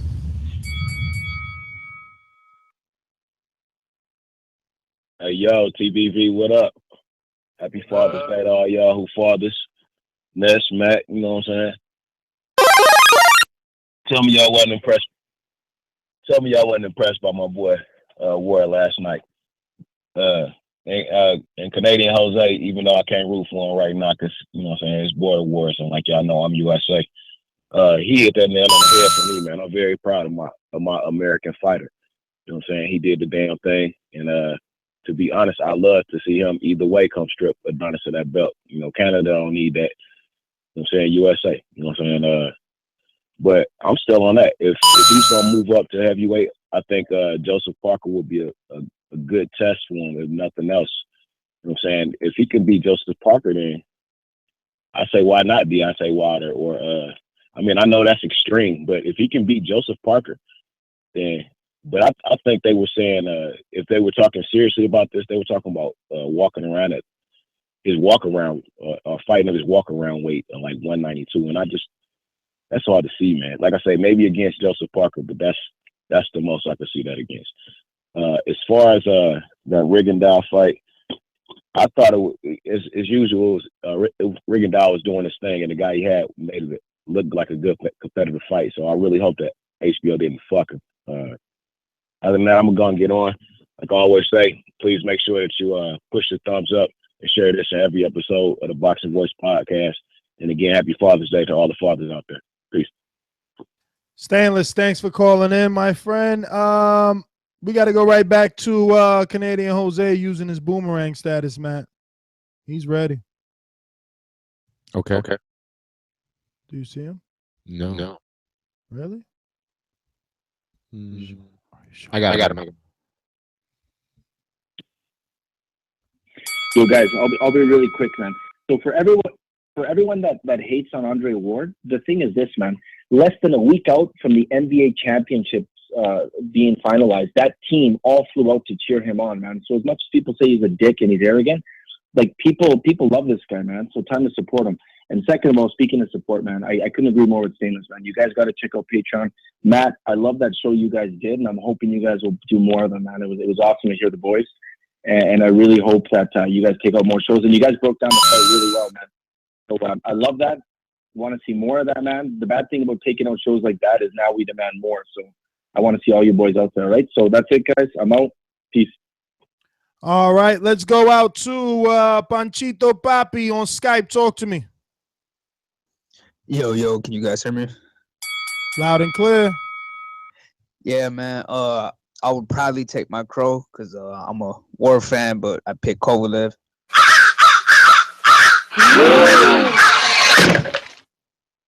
I don't know if you guys seen Tony Weeks' Twitter account. Did you guys ever see that? Fake Twitter. Fake Twitter. Okay, cool. That's what I was gonna ask. But you guys should do the soundbite with that dun dun dun. Oh man, dun dun dun. Not again. That back to back, man. That Andre Ward, man. He did it back to back with Kovalev, man. And I gotta give it to him, man. He's number one pound for pound, in my opinion. And that's really what I got right now. But I appreciate you guys having me on. Thank you. All right, Panchito Papi, thanks for calling in. Trigger fingers turn to Twitter fingers. Yeah, you getting bodied by a singing nigga. I'm not the type of nigga that the type of niggas. Going out to JP in Long Beach. Been a long time. Long Beach in the house. Yeah. Man, happy Father's Day for y'all, man. Happy Father's Day to y'all. Load up the guns. Man, load up the guns. So first they said he overtrained, so to rectify that, he came in fat as fuck. I don't understand. Am I the only one that's seen dude fat? And then it's like, you all bark, and you end up being no bite, and you've been humbled. And that's what I like about this one. So a lot of people, what we've seen, many people have different names for it. They call it the ghost. They say the will has been broken or his soul is snatched. But I'll term it as something differently. We seen the bitch come out in him. And see, when we seen it, I think it was maybe the third round, he gestured towards the ref for some reason. I said, is that bitch? And I said, no way, that's Kovalev. And then maybe around the fifth, sixth, he gestured and did something again. I said, you know what? If I wasn't thinking here correctly, that has to be bitch. And then by the third, seventh round, he's toppling over. And then I knew we were seeing the bitch come out in the boogeyman. So let's kill the narrative of the boogeyman from Eastern Euro threatening all the fans in the U.S. fans when we gave the critiques early on, and we like, you know what, this guy looks stationary, he looks basic, he doesn't seem to have the variation of punches in his repertoire, and they said we were threatened. You know what? No, we weren't, because those fucking critiques are bearing to be truth now, and what you're seeing is these people able to capitalize on it at the elite level. Kovalev could not do nothing. He was in with the dogs. When you see Andre Ward, he has a rare combination of elite grit and IQ. You don't see those combinations in fighter. The toughest guy, also the smartest guy. That's a rare combination. And he was just in too deep, man. And I just want these people to stop that bullshit. Cut it. Santiago, you're up. Hey guys, so you guys gotta hand me my crow because I picked Sergey twice already.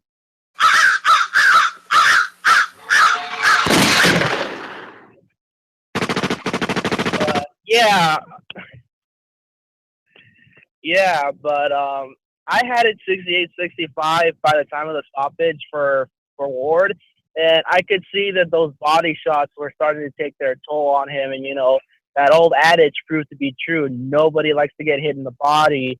And it took on a completely different look, completely different appearance. Like you could see Kovalev start to wear down. And honestly, I feel that it should have been a standing 8 count because, you know, he didn't go down yet. And you know, we've seen various other people get hurt worse that have gotten standing 8 counts. But besides the point, I feel that the end result would have been inevitable. Ward reminded me why he won the Super 6, why he was the undisputed super middleweight champion, and winning the ring light heavyweight title. He is, as far as I'm concerned, the undisputed light heavyweight champion. The only thing he's missing is the WBC belt that Adonis has. I look forward to seeing himself establish his dominance at light heavyweight the same way he did at super middleweight. Sky's the limit for this man. That's my call. Any questions you guys feel free to ask. Otherwise, happy Father's Day to everybody out there and to all the mothers out there pulling double duty. Shout out to those mothers pulling double duty. And very quickly, all world title fights, I believe, under every major sanctioning body does not allow standing 8 counts. So that's why there was no standing 8 count for this fight, unfortunately. I think most of us are in agreement that that would probably have been the best choice, but it's not in the rule book, unfortunately. All right. Let me see who we got up. We got to get to Luke in Jersey. Put me up, man. Luke in Skype, Jersey. Talk to me. What up, Ness? What up, Matt? What up? What up? I really didn't like how Rigo was grabbing the neck. Like you guys said, you know, he was looking really great the whole round. And then he does some dumb shit, grabbing the neck and hitting. He did it for like 5 shots. I don't know. It was really long, but that it kind of just tainted his whole victory. And then he gets the no contest afterwards. But with the Ward fight, the low blow noise, it's really boring. Like Ortiz was talking about that for like 10 minutes. You guys let him go for 10 minutes, man. That was putting me to sleep, man. I'm not going to waste my time with that. But Tony Weeks robbed everyone this weekend. He robbed Ward. He robbed Ward of the opportunity to close properly. He robbed Kovalev of the opportunity to show what he's made of, and he robbed the fans of a conclusive finish. So basically, like, Weeks really, I'm just disappointed in him. But Ward, he could fight Stevenson, or he could go up to cruiser or heavy for a belt. Lebedev still has a cruiser belt, and Bellew still has a cruiser belt, so he could beat those two. Maybe Parker for the heavyweight. And Kovalev, I guess Kovalev's got to fight Beterbiev. That's the fight everyone wants to watch. That's the hipster fight, but it's going to be tough for him to get another big shot. And I'll take my crow because I'm a Ward fan, but I also picked Kovalev, so I'll take some crow.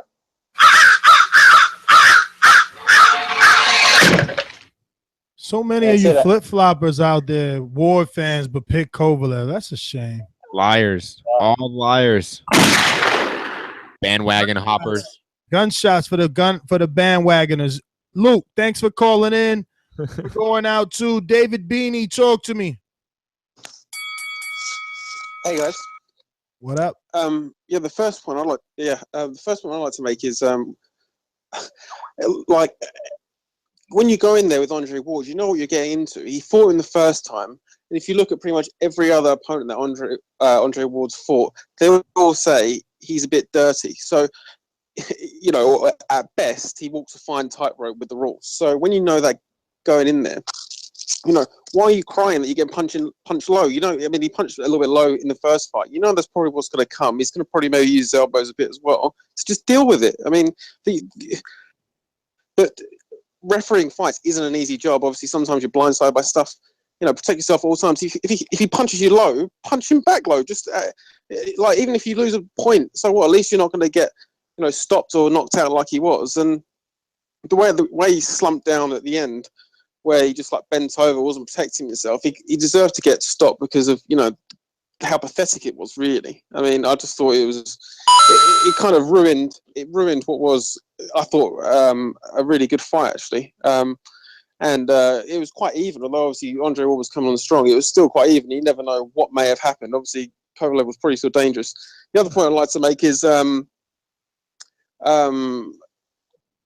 with the Rigondeaux stoppage, I mean, Paulie Manarchi said in the UK commentary that I agree with them. They looked like Flores took a dive, like trying to almost win the world title by getting Rigondeaux DQ'd. Because if you look at that, when he got punched, it like took him about 2 seconds to go down before he actually went down. So I don't know whether you guys agree with that, but yeah, that's my call. David, thanks for calling in. We got Alexander. Talk to me. Mr. Gibbs, how are you? Hipster, hope you're doing well. Listen, I got to speak on Andre Ward's next fight because nobody seems to be seeing it. Could you imagine if Danny the Stuntman Wheeler go up against Pretty Ricky Conlan and they do the Creed spin-off as well to build the thing? Because both of them are the embodiment of the real-life Rocky story. Going up against the fighter who is in the division above, the feared puncher, and they defeated them both. Could you imagine the paper? And if they fight for all the belts in Wembley, 90,000, my goodness. I'm telling you, if that becomes a thing, you lot better pattern me and give me that Ford Mustang or something. But also, I'm going to speak on Sergey Kovalev, because the thing about, fuck the racism, the thing I really didn't like was when he started speaking about how he was going to end his boxing career. And historically, if anybody knows what Kovalev did to one of his opponents, you know the connotations he was trying to get to. And my man Ward, who is greatness personified, said one thing. He said, there's only one way we could finish this, and that is hombre abajo. I'm out. Andre the Bully, thanks for calling in, brother. Let's get to who do we got? Seth, what up, brother? Seth on Skype. Seth going once. Seth going twice. Scorsese, talk to me.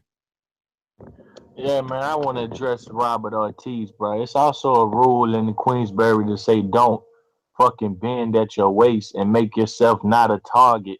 The fighter always has a right to punch. If you turn your back, he has to fucking throw his punches. If you bend down, that means your dick gonna come up. That's just what it is. If you box and you know if you bend down, you gonna raise your shit by a few inches.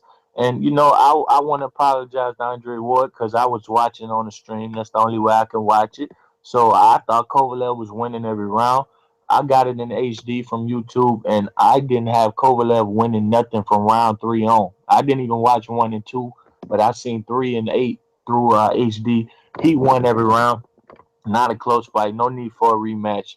All these people, talking about that what I'm getting to, when you bend down, he bent down from a first clean shot. Then he took the other one as he went down and made himself a small target. So you can't complain about low blows when you make yourself that target. And he was already trying to quit anyways. Like the old boy said, and Andre Ward didn't jump on him that first time. You gave him coins for that, and you was right for that. But for the Jose from Canada, how can you talk about this dude going up the cruiserweight fighting Lebedevs and people like that, and then hate on Adonis Stevenson, who is still fighting on American TV, and he's a foreigner himself? What do you mean a nobody? What the fuck? Bro, they need to make that fight. It's the best fight in boxing, second to Kovalev. Well, now right in front of Kovalev Stevenson. Kovalev with that faulty chin, man, he been getting protected. Ain't fought no punches. And like boy from California said, the bitch came out. He was not. Yeah, that's what it was. The bitch came out to the dude that said it was not conclusive. Cut it. Let's see. We gotta go out to. We went to something. We went to Tone. Jay in Orlando, talk to us. Yo, fellas, first and foremost, talk to JD. He told me he ran into Jamal Charlo. He said he won't be able to call today, but he won't let us know. And happy Father's Day. Now that we got that out of the way, get to the bread and the butter. First and foremost, man, if you believe that Kovalev wanted to go on and you believe that Kovalev wanted to continue fighting, I got some Filipino salt water that takes care of all your injuries. Just holler at me, send me a check on PayPal, and we get everything situated. The man was looking for an out since the 4th round. Since the 4th round, he started looking for it out. Every time he got hit, he kept looking at the referee. He kept looking to see, oh, that's a dirty hit. That's a dirty punch. And the thing about it was that Ward was being too damn nice with him. When he would look and stop, Ward would stop. There was nothing in the rule to make Ward stop. He doesn't have to stop. And when y'all talking about Ward signing with Top Rank, I kind of believe that because then Brian Jennings signed with Top Rank recently. That was the word, that Brian Jennings also signed a Top Rank, and you know that he's with James Prince as well. I'm telling you, the pieces seem to be fitting together. We'll see later on in the week how things unveil. Yeah, man, and that's all I got, man. It's definitely probably going to happen. Y'all enjoy your night. All right, Jay in Orlando, thanks for calling in. We got Jeff in Texas. Talk to me. What's up with it, Nestor? Like I said last night, man, unless you done grew a dick on your motherfucking belly button, there's no way that them shots was low like that. All you gotta do is pay attention to what Tony Weeks said on the instructions. He showed the belt line. He said he wasn't gonna call low right there. All right, that's first and foremost. Secondly, Kovalev knew he was a beaten man. Otherwise, he wouldn't have came in with his trunk so high. Andre Ward picked him apart. He broke him down. You could honestly make an argument scorecard wise, but at the end of the day, the scorecards don't even matter. Andre Ward TKO'd him in the story. Okay. Once again, under no circumstances should Andre Ward even be thinking about heavyweight. I think he needs to leave that alone altogether. My man in Britain was right though. I kind of like the sound of him and Tony Bellew going at it. Speaking down on the Rigo fight, I'm gonna just say it like this: Rigo won the fight. If my man was so pissed off about being knocked out and all that, get your ass up. He had the opportunity to get up. He's something looking at the referee to make a count or whatever the case may be. Get your ass up. He had every opportunity to get up, and that's what I'm gonna say on that. But my sources are telling me that it's pretty much looking like Andre Ward is on the top rank by the end of the week. That's what I've heard. All right. Well, it seems like we are all hearing the same thing. I want to thank you, obviously, for calling in, Jeff. And remember to subscribe. Anybody who hasn't subscribed to the YouTube channel, you really need to. We did a bunch of spontaneous shows, and you want to make sure you get those notifications. And all my Patreons, you know that you get that back signal to get to the show. Speaking of Patreons, we got a new guy, and I want to give him a personal thank you.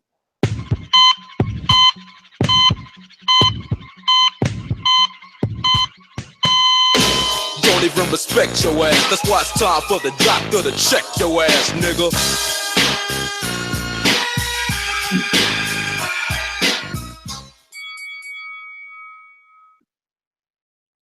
Fight Doctor in the house on Rick James and Patreon status as always. What's going on, gentlemen? What's up? What's up, Fight Doctor? Talk to us, man. What did you think of this? Well, I think I called it.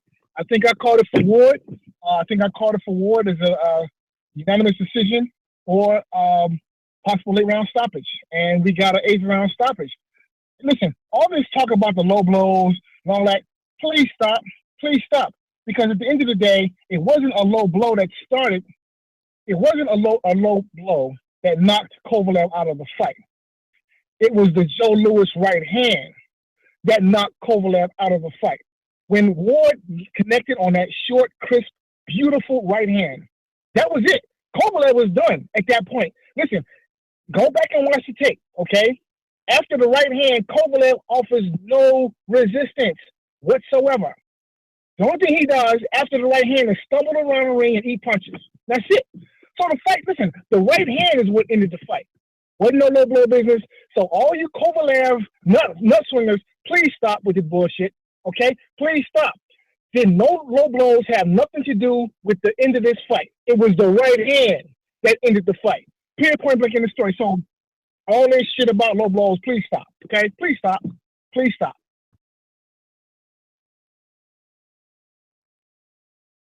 Well, all right. That's all I got.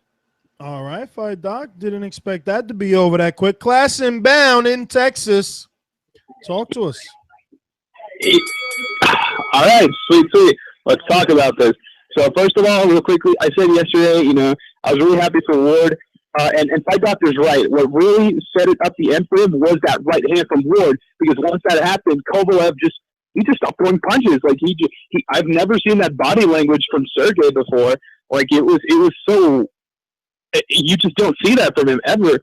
So the only thing I'm gonna say, so I don't know if you've seen the video, but Boxing Habit put up a video, and it was the last shot that landed right before Tony Weeks stopped the fight. That shot was actually pretty low. It was right under the white of Kovalev's trucks. It's right on the B of the hub lot, right on Kovalev.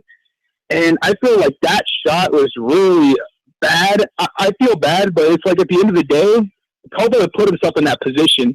Like, he should have never been trying to, he should have done what everyone else was saying. He should have just gotten off him and maybe throw a low blow if he needed to. And it sucks that I'm sitting here advocating cheating, because some people are like, oh, it's strategy. If you're dating and you get away with it, you're a strategist, dude. I'm never one to advocate cheating. Low blows are low blows. Eye gouges are eye gouges. Rabbit punching is rabbit punching. Like, when Kovalev was rabbit punching, like, stuff like that should be called. So I don't want to advocate that kind of stuff. So supporting or talking about how that's really good strategy, please stop, dude. That's dirty. I don't want to see that in the sport. And as for Guillermo Rigondeaux, I'm a big critic of his, but when they were talking about disqualifying him, I was going to go livid if that was a call. It should have been a no contest, but you get what you deserve, because the guy was trying to play it off as I'm going to win the title by disqualification, and then he ended up getting taking a loss for it. So you reap what you sow, right? But anyway, Andre Ward, Tony Belly, so Pretty Ricky versus Wheeler. I'd like to see that. Like, why not? We get to cut it. Class inbound. Thanks for calling in. Staying in Texas, Gary in Dallas. You're up.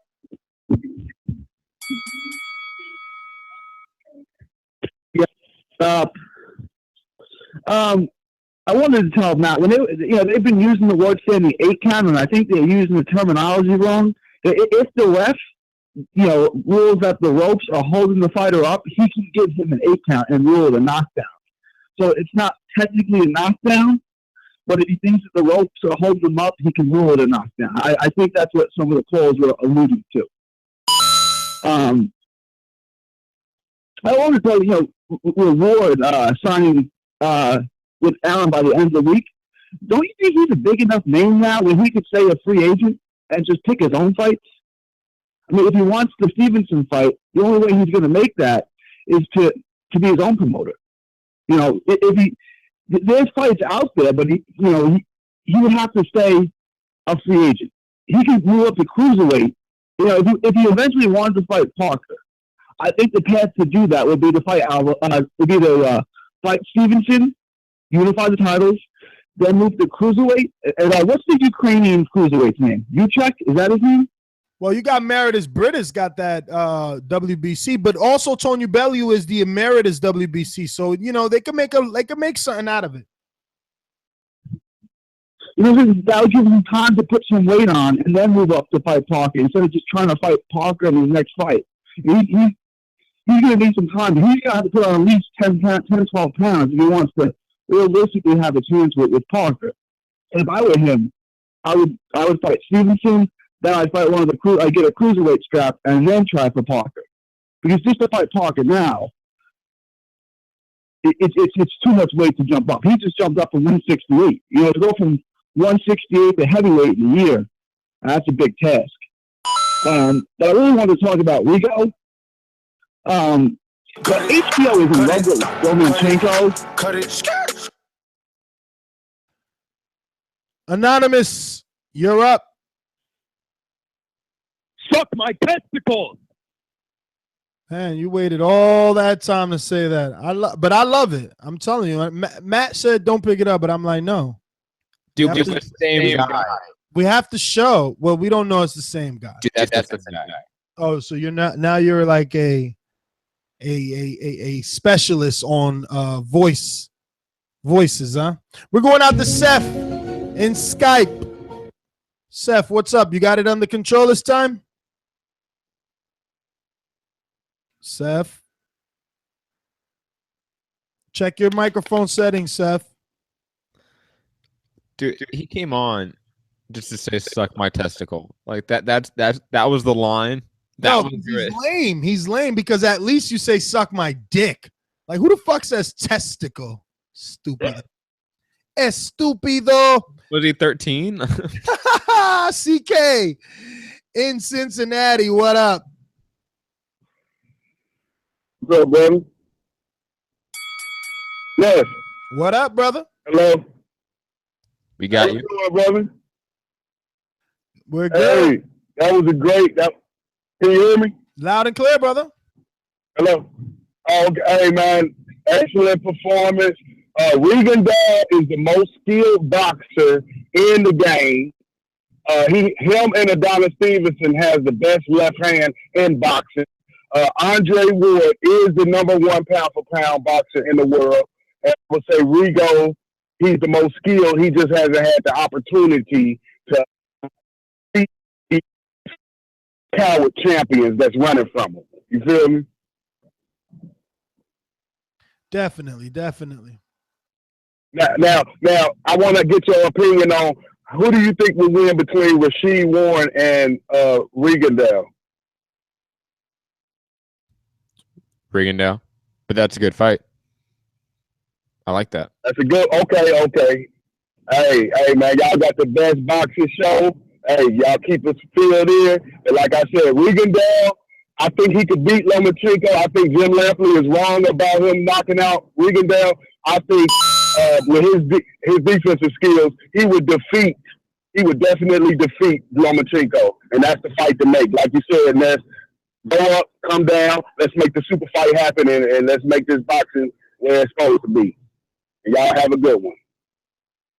All right, brother. Well, thanks for calling in. We're going to go out to Victor, the truck driver. Talk to us. Hey, guys. I'm going to go off topic. And happy Father's Day.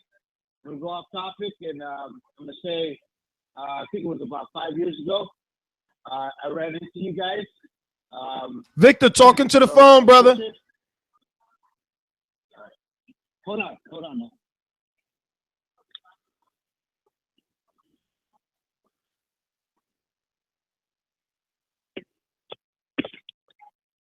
Hey, Nash. Yes, sir. Hello? All right. So I'm going to go off topic. I'm just going to say it like this.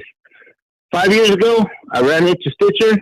I found you guys. I listened to other stations. And I stayed with you guys. And I've been on the phone a long time. And I see you guys are blowing up. I'm super glad that I stayed with you guys. You know what? Keep up with the good work. And that's about it, man. Just wanted to give you guys props. You guys do a great job, and I'm glad you guys are blowing up, man. I've been online for a long time, and you know, this guy just calls and says, "Suck my testicles." You know what I mean? So obviously, you guys are blowing up. I mean, this guy's gonna wait for 2 hours to say that. So anyway, man, keep the good work, man, and you know, I'm glad I stayed with you guys, and I'm you know, I listen to you guys all the time on what is it, Facebook. I mean, you know, the other stuff. I listen to all your shows basically. All right, even if I don't call in all the time. All right, brother Victor. You know we appreciate you as always, man. Thanks for calling in. Yes, sir. We have a ringer on the line. And who exactly is that? Bring him The Andre Ward fan club. The what? The leader of Andre Ward fan club. Oh, that's my buddy you're disrespecting there. Black stripe.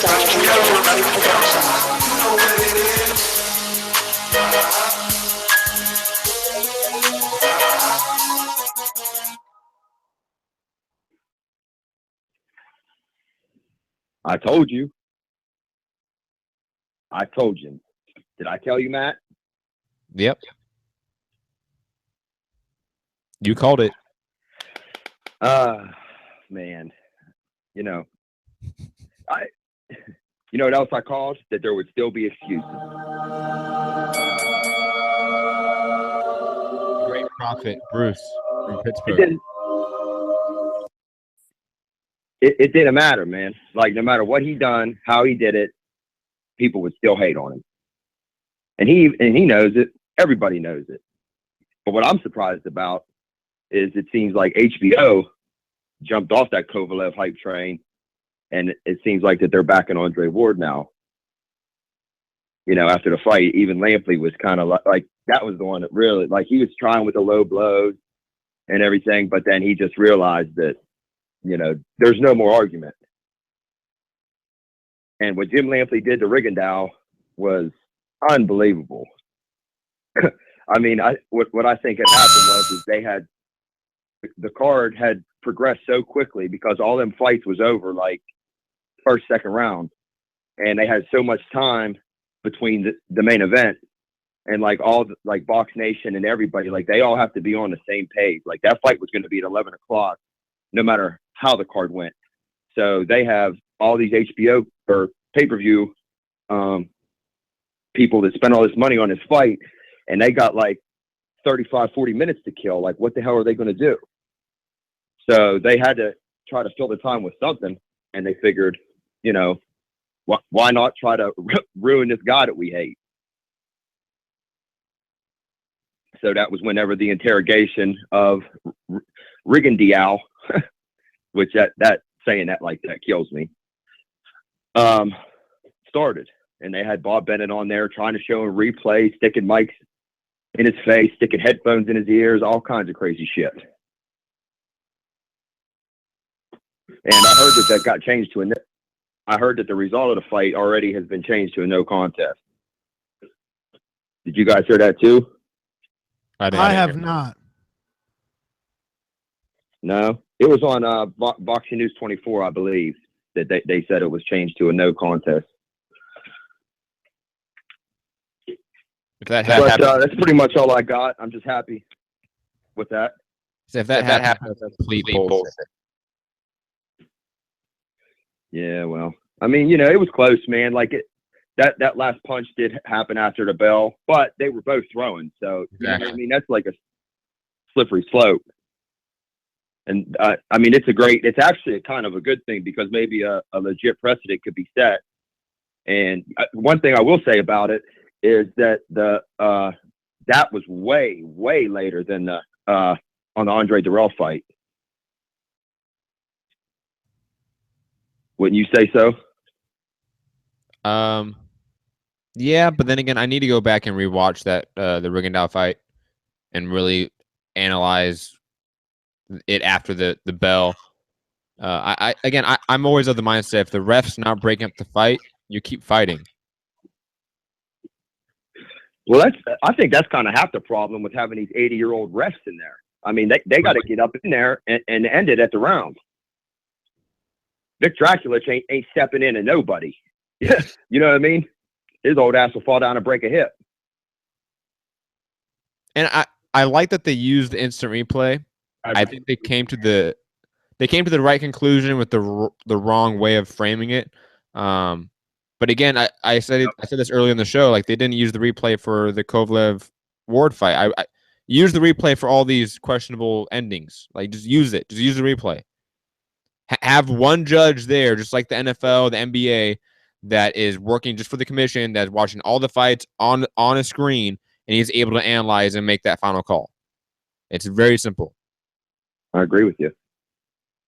I agree because like I kind of feel bad for Tony Weeks because he was in a fucked up position. You know what I mean? Like this dude, I think it should have been called a knockdown because the ropes were holding him up. He was sitting on the ropes, no doubt about it. And you know, if he'd have called him a knockdown, he would have had time to you know, figure out his next move because cut it. Bruce, you're gonna have to use that boomerang status. Where we leave off at, Matt? Jay from Orlando. I believe it was the good old Georgie Porgy. The Mr. better stop ducking me himself. Like high energy, Georgie. Bring it. The funny thing is he always thinks someone's ducking him. Yo, first of all, let me say, I don't play Showtime to see you all there not even putting a goddamn motherfucking effort. If I want to see two motherfuckers just fight, I pick up a fight with somebody in the street. Don't need that shit. You don't love that sport, my dude? Just move along. Gone. Fuck you. Next, what a great show. Thumbs up, donate. Hey, yo. Yeah. What's happening, people? The fucking mafias, man. Bro. Listen, the referee show up why he's so important. Both of these fights, the Rigondeaux and the Wolf fight, are determined for what the referee perspective is. I think that fucking what the fuck is the referee on the Rigondeaux fight? Draculich. Umpire Backlash, whatever the fuck, yo. I think he saved Rigo's career because if you ask me, that shit was after the bell. But hey, so he's on the referee description. The same shit with Wall. Wall was the same shit there. Nobody can see fucking Kovalev fucking belly button. So it's up to the referee to determine what the fuck is the belly button is at. So I mean, you know, so they call it the way they call it. So it is what it is. I ain't got no complaints. I didn't give a fuck about the rematch of Wall anyways. So can't hate on that. But if we're talking about going up to heavyweight and bullshit like that, all the hardcores, because I'm just a fan. I'm a boxing fan. I don't consider myself to be hardcore. But hardcore got to oppose that shit. We got to see the Superman versus Wall. Any other talk like that should be considered a dog. Fuck that. This is the two best men. Don't fucking Stevenson got the lenient shit. Yes. And Georgie, I don't go another direction. I don't want to take your your time. Who the fuck is the best man in the division?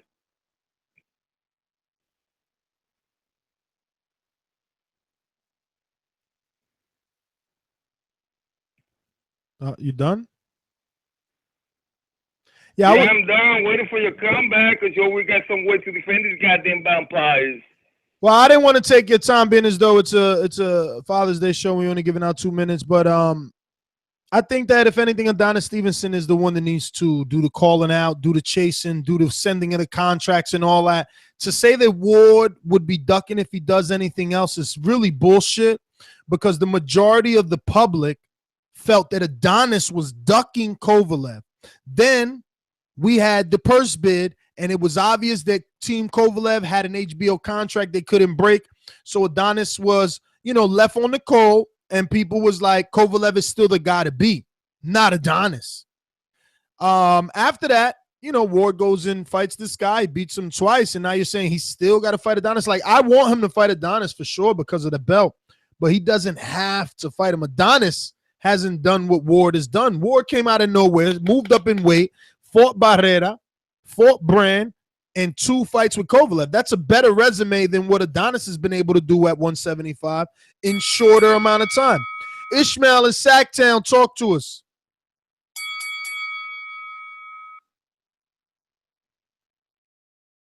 Ishmael in Sacktown, going once, going twice.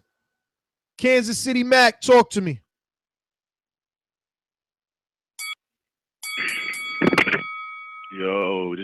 Yo. First and foremost, I want to pay homage to what y'all doing. Love it. I called in last night. You already know, that vodka. That vodka, that's what it was. Person was telling you, it's that vodka. Didn't use no road work this fight. Got on Kovalev and did what we were supposed to do. We keep telling you guys. Adonis can get it too. We're gonna neutralize that left, get him out of there, and we're gonna go to super.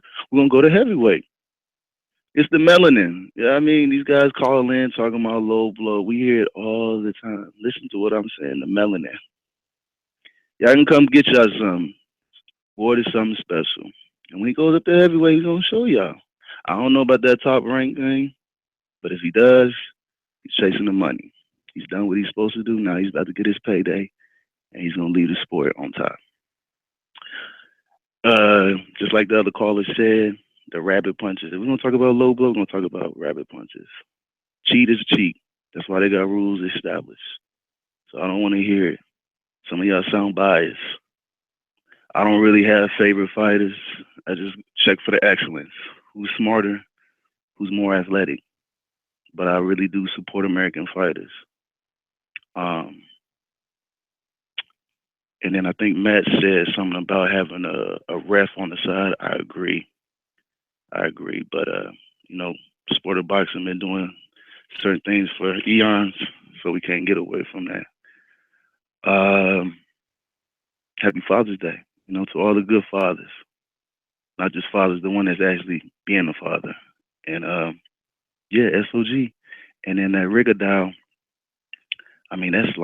that's really hard because they was throwing punches simultaneously when the bell was around. Cut it. 504, first time caller. Yeah, man, most definitely, bro. All right, brother. Let me give you this first time caller intro. Let me go ahead and give you this first time caller intro. Just let the world know what your name is and where you're calling from.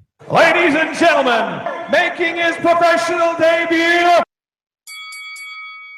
This is Tito, Afro-Latino Cizo, and I'm in the dirty South, but originally born up north, the king of the north.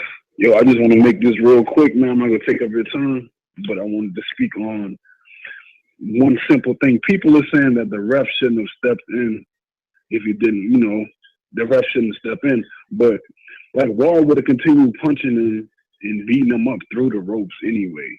So, what's the point? You can't get a standing 8 count.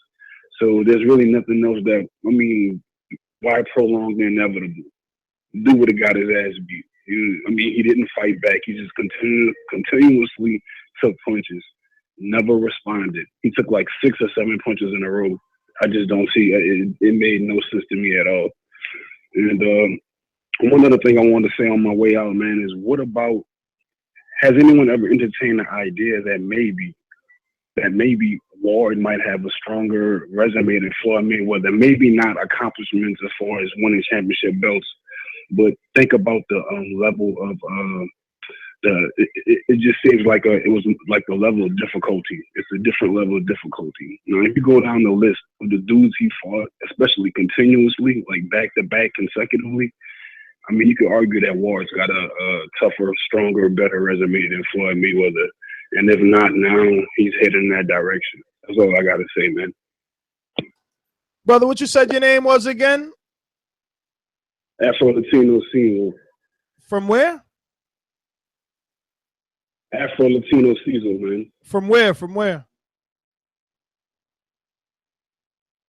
Oh, did we lose him? Well, he said Afro Latino Caesar, Matt. I got it. All right, you got it then. We got Donald. Hello. Got you. Happy Father's Day. What up, Okay. Donald? Likewise. So, what's going on? Man, I was like so happy to see this. I was happy that he stopped Kovalev. That way they can't say nothing no more. And for Kovalev to say at the end of the fight, he will fight again. His ass. Kovalev, you are a sore fucking loser. You're one of those guys who gets your ass whooped, and after you on the ground and can't get up, you still want to say you want to fight again. I mean, come on, man. Kovalev, he's got to. Now he's not the crusher no more. He's just a contender. And if he wants to even think about trying to get another belt or fighting again, he's gonna have to, fight somebody else. He's just a regular contender at the light heavyweight division. And that when the Rigo fight was going on, I was like saying to myself, please don't let them give him a disqualification to mess his record and give him a L, because I feel like because they were both on punches, and when he hit him and knocked him out, I feel like that was justified. But maybe if the other guy had stopped and Rigo was still going, I could see them disqualifying him because it's kind of like, dude, you were still punching and the other guy wasn't punching no more. I don't want to see Ward go to cruiserweight or heavyweight. I would like to see him retire as undefeated. He could take a couple of mandatories because he has the 3 belts and, fight 2 or 3 mandatories and comfortably, just retire the man at light heavyweight. As far as that, I mean, I like if Kovalev wants to get back in the mix. I mean, he needs to fight like the Barrera Smith winner. That other guy, I can't pronounce his name. It starts with a B. He can fight him. If the Badu Jack and Nathan Coverly fight doesn't go through, he can do that. But that's all I got because I know the time is cutting out. All right, brother. Well, thanks for calling in. The other fight that. Oh, what up? I said we need to talk off air about that other fight. For That's sure. what I'm talking about. That's going to be entertaining. Oh, yeah. I like that Okay. one. I like it. I'm ready for it. I actually reached out to the other half to see what was up. They actually let us know we could come to the gym, so that's going to be awesome. I won't deny you. Dollar D Beyonce Productions. Come with me. Hail Mary, run quick, see what do we have here now? ThaBoxingvoice.com.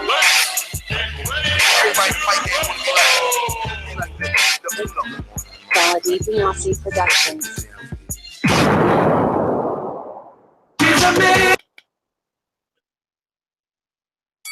What's going on, guys? Hey, man.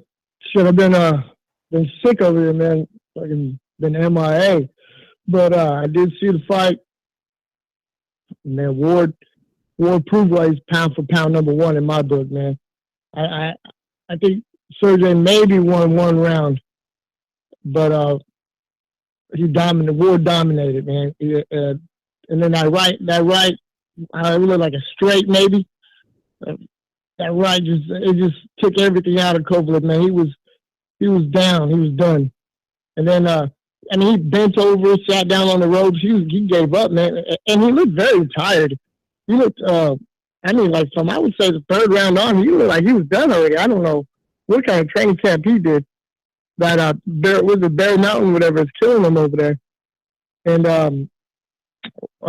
so I'm 100% saying pound for pound, Andre Ward. Rigo, I hope they give him a no decision. And there's been all kinds of rumbling over here, man, about Top Rank doing something big. And I guess that's the Andre Ward signing. I mean, it's been going on. Nobody knew what it was, man. But everyone keeps on saying that Top Rank said they got something big coming. And so sounds like that's what they were talking about. That's about all I got, Nestor. You guys got anything for me? Nah, brother, man. Thanks for calling in. As always, we're going out to Giant Joe on Skype in the UK. Talk to me. Yo, I think I missed the biggest action of the weekend. I'm still waiting for Flores' uncle to do the business in the corner. For who? Flores' uncle to go and do the business in the corner after the bell knockout. That's what happens, isn't it? That's what we get, isn't it? You want him to do Leon Jones or whatever Andre Durrell's uncle's name is? Yeah, I have to say, I've never seen a broadcaster pull the commissioner in front of the camera and grill him and use the sound truck guys as the decision makers. I've never seen that. I've never seen that in any sport. That is the craziest thing for a professional sport to be using that kind of hookup. That was just weird. My only other point I've got to make is when Virgil's calling out a heavyweight opponent for Andre Ward, he's calling out Joshua. It's a money choice. They just want to get the biggest fights for the guy. He's probably not made the money that his resume deserves, so they want to step him up to biggest payday. I don't think he's looking to carve a career at this point. He just wants big dollars. And that's my call. Happy Father's Day to everybody. Big up to my pops. Check you all later. All right, brother. Well, thank you for calling in. We're going out to, what do we got here? What do we got? Looks like long distance. I don't know. 447. You're up. Hello, man. Hey, it's Seth, man. Seth, what's up, brother? Your Skype's not working. Yo, man. It's fucked up, man. I'm sorry. But anyways, I just had two questions. Is it safe to say that Ward is finally sort of really in this light? He's grown into the weight, because it seems like the power is there. Like, he can definitely damage people at that weight. And it kind of goes in the face of like what people were saying. Even when he was at 168, people were saying, well, he's durable, but he doesn't have knockout power. But clearly he kind of gave Kovalev a beatdown. And so is it safe to say that if he went up in weight, like say cruiserweight, he might preserve the power? I'm just concerned if he went to heavyweight, the power, that it would cause like some problems. I don't know what your opinion is about that, but you know, I'm not ready to believe the heavyweight stuff until we actually see something signed. I think, you know, it's a way to get some buzz on that name that otherwise doesn't get that type of I don't know, name recognition attached to it, right? Like, when else would we be talking about Ward and Joshua or Ward and Bellew? I mean, I think it was a smart decision. Right, that's true. The other thing is that if Top Rank, if he's going to go fight with Top Rank, then how does that work? Does Top Rank have to like pay Rock Nation something to like get him, or how does that? Because it seems the like contract Ward has is had up. like According to the rumor, this was his last fight on the deal. Right. And yeah, I mean, no, you know what? I just want to say that I think we've seen some of the old Ward, like when he beat up Froch in the Super 6, we saw some of that durability, and we've seen like, you know, some of the old shit, you know, and basically, yeah, Kovalev kind of got beat up, man. So I don't know what goes on next in the light heavyweight. I'm curious about reading Cut it. Seth, thanks for calling in. 916, 2 minutes, go. First time caller? 916-317. First time caller? Yes. All right, I'm going to play this first time caller intro. Let us know your name, where you're calling from. Ladies and gentlemen, making his professional debut. Yeah, my name is Patrick from Sacramento. Patrick? Yeah. All right, talk to us, brother. Yeah, so I kind of want to go back to the first fight because there was a lot of issues that people didn't touch base on. Pre-fight, Kovalev was saying that Ward was going to fight dirty. However, during the fight, if you notice, Kovalev was doing a lot of manipulating of both arms, headlocks, ramming punches to the back of the head, locking up, pushing, just things that weren't legal in a boxing match. Come second fight, he's doing headlocks. He's trying to lift him off the ground while doing headlocks, underhooks, and he's complaining about dirty tactics. Another thing is he was also doing clinch, like a half clinch, while doing uppercuts and hitting behind the head. So, which brings me to the post-fight press conference where his manager is saying that Rigo was doing the half clinch and doing, hitting his opponent. Well, the thing is, Kovalev was doing that the whole fight, the whole first fight. So what you're saying is you're throwing your own fighter under the bus. You're trying to call out Rigo for what he did, yet your fighter did it more than twice in the first fight. And nobody's mentioning that. It's always Ward did this or Ward did that, but Kovalev was playing dirty. And the way I take it too, aside from just calling out Rigo, is you're calling out Rigo for the tactics, but there's a history between that manager and Rigo. So they, first they say they want to fight Rigo. It's it's not the weight, it's the money. And then second, it's not the money, it's the weight. So they keep changing their story. And this is related to dispute. Well, Patrick, thank you for calling in, my friend. Definitely was a good call. Thank you for being a first-time caller. Make sure you subscribe so you get the notifications. You come on more shows. Suleiman in New York City, talk to us. Yeah, hello. Go for it. Hello.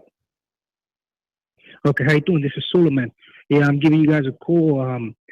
This thing was Sergey Kovalev. Kovalev started deteriorating in the first fight. I mean, if he would have just stayed to his game plan, using his long range, his jab at the orthodox style, not fighting southpaw. I don't know what Jackson's showing him how to fight southpaw now.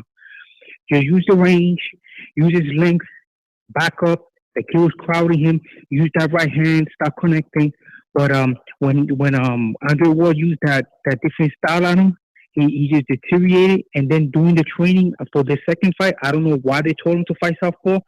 So the elements that he had that were working, that made him a world champion, weren't even into play in this fight.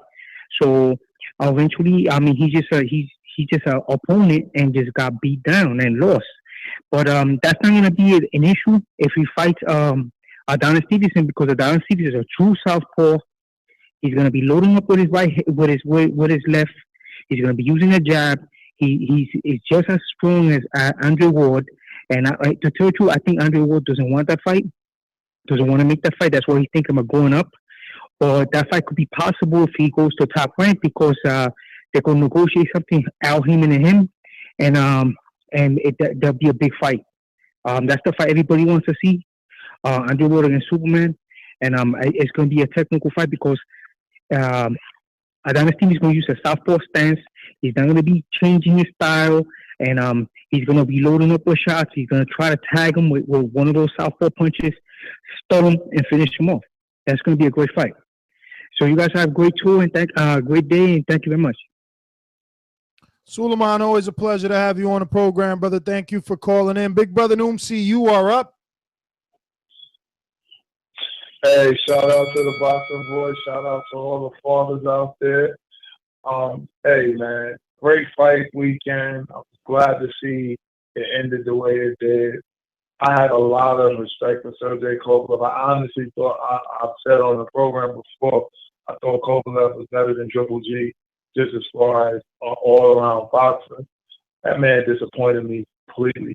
Of course, I picked Ward, but, I do just have a admiration and respect for the way he fought. The Andre Ward took him out of his game. First fight, second fight, didn't fight the way he normally fights. And, you know, for all those people out there that said it was even the first time, when a guy goes up to fight you and the fight's even, you lost. Period. You know what I mean? So, like, you know, to get that as a foregone conclusion. And then Andre shut everybody up by putting them out. This guy going to complain about, has the nerve to complain about being hit with low blows. When the ref stopped it, all he was doing was gasping for air. He didn't argue, complain, nothing. He didn't go irate. He's supposed to go ape shit when something like that happens because his belt's being lowered and everything's over. He ain't do none of that. He waits till he gets to Matt Kellerman talking about, oh, yeah, he hit me low, I could have continued. No, you couldn't. You could barely walk, man. So, I mean, like I said, I lost respect for him. Adonis Stevenson don't got no chance against Andre Ward. One-hand bandit will not beat him. From far and all them guys is different. They ain't Andre Ward's level. But, you know, been a great weekend. Glad to see a conclusion to it. Shut up all Andre Ward haters. Love to the Boxing Voice, Ness, Casual, everybody doing that work out there. Appreciate y'all, man. Can't wait for next weekend. All right, brother. Well, thank you for calling in. We are all done here. I'm going over a second time, making sure that we did not forget anyone. But Hipster, looks like we're done, and we can get into some TBV overtime. I actually did some research for this TBV overtime. I went on some film studies. Yes. I watched some movies. So we will be discussing a little later. Cannot wait. Yes, sir. So, final thoughts, man. What are your final thoughts? Ward, TKO 8 takes out the boogeyman. I guess there's some options for him. Definitely. He becomes a guy with a lot of options. I wonder what exactly is going to end up being the route that he takes, you know? It would be so interesting for him to go that top rank route, and we get to cover it and follow it and see this second half of his career if top rank ends up being what he needed to take him over the top. Or is it like some of the fight fans are saying, this is just a money grab and he's trying to cash himself out by getting up there in a heavyweight fight? Regardless of whatever this may be, I think that, you know, controversy aside, or leave it in. The fashion in which Ward came back and did it was very impressive to me. The fact that he said he would knock him out and he had no power to speak of. I mean, we never considered him a knockout puncher. He went out there and he really got a knockout on the boogeyman, on the guy that everyone feared, on the guy that everyone thought Ward would not even fight. And he fought him twice. And the second fight was definitely definitive. It wouldn't be boxing if you didn't have an asterisk next to it. If somebody didn't have to say down and like, well, there was a bunch of hard low blows, you know. I wanted to put Andrew Galata in the title, but Hipster was like, yo, you're old. I'm like, all right, you know, I'm letting you know. I did see my shot. Shout out to the guys that did speak about it in the chat because, you know, it's a question mark. Is this 2017's Andrew Galata? I don't know. But I'm your host, Nestor Gibbs. Find me on Instagram and Twitter at NestGTO. Join us in about 6 minutes for TBV Overtime on Patreon. And definitely hit that thumbs up button. Present, future, past, just doesn't matter. Drop those 5-star reviews and help this show grow. Matt, where can they find you? You can find me at Mixed Combat News on Twitter and Matt Hunter TBV on Instagram. And my MMA podcast, Mixed Combat Radios, on Patreon, SoundCloud, YouTube, iTunes, etc. Final thoughts, very quick thoughts. I think no matter what happens for Andre Ward next, he just punched his ticket for the Hall of Fame with this fight. That's reality. We just saw a Hall of Fame making fight. So whatever you want to think about Ward, the low blows, Rigondeaux, and the HBO bias, which, I mean, there's plenty of controversy about last night. The one positive we can say is that we just saw, without a doubt, a guy become a Hall of Fame boxer last night. So that's one positive. So that's how you're out? Are you out like that? Like, yeah, sorry. Peace. I'm out. Peace. See you in overtime.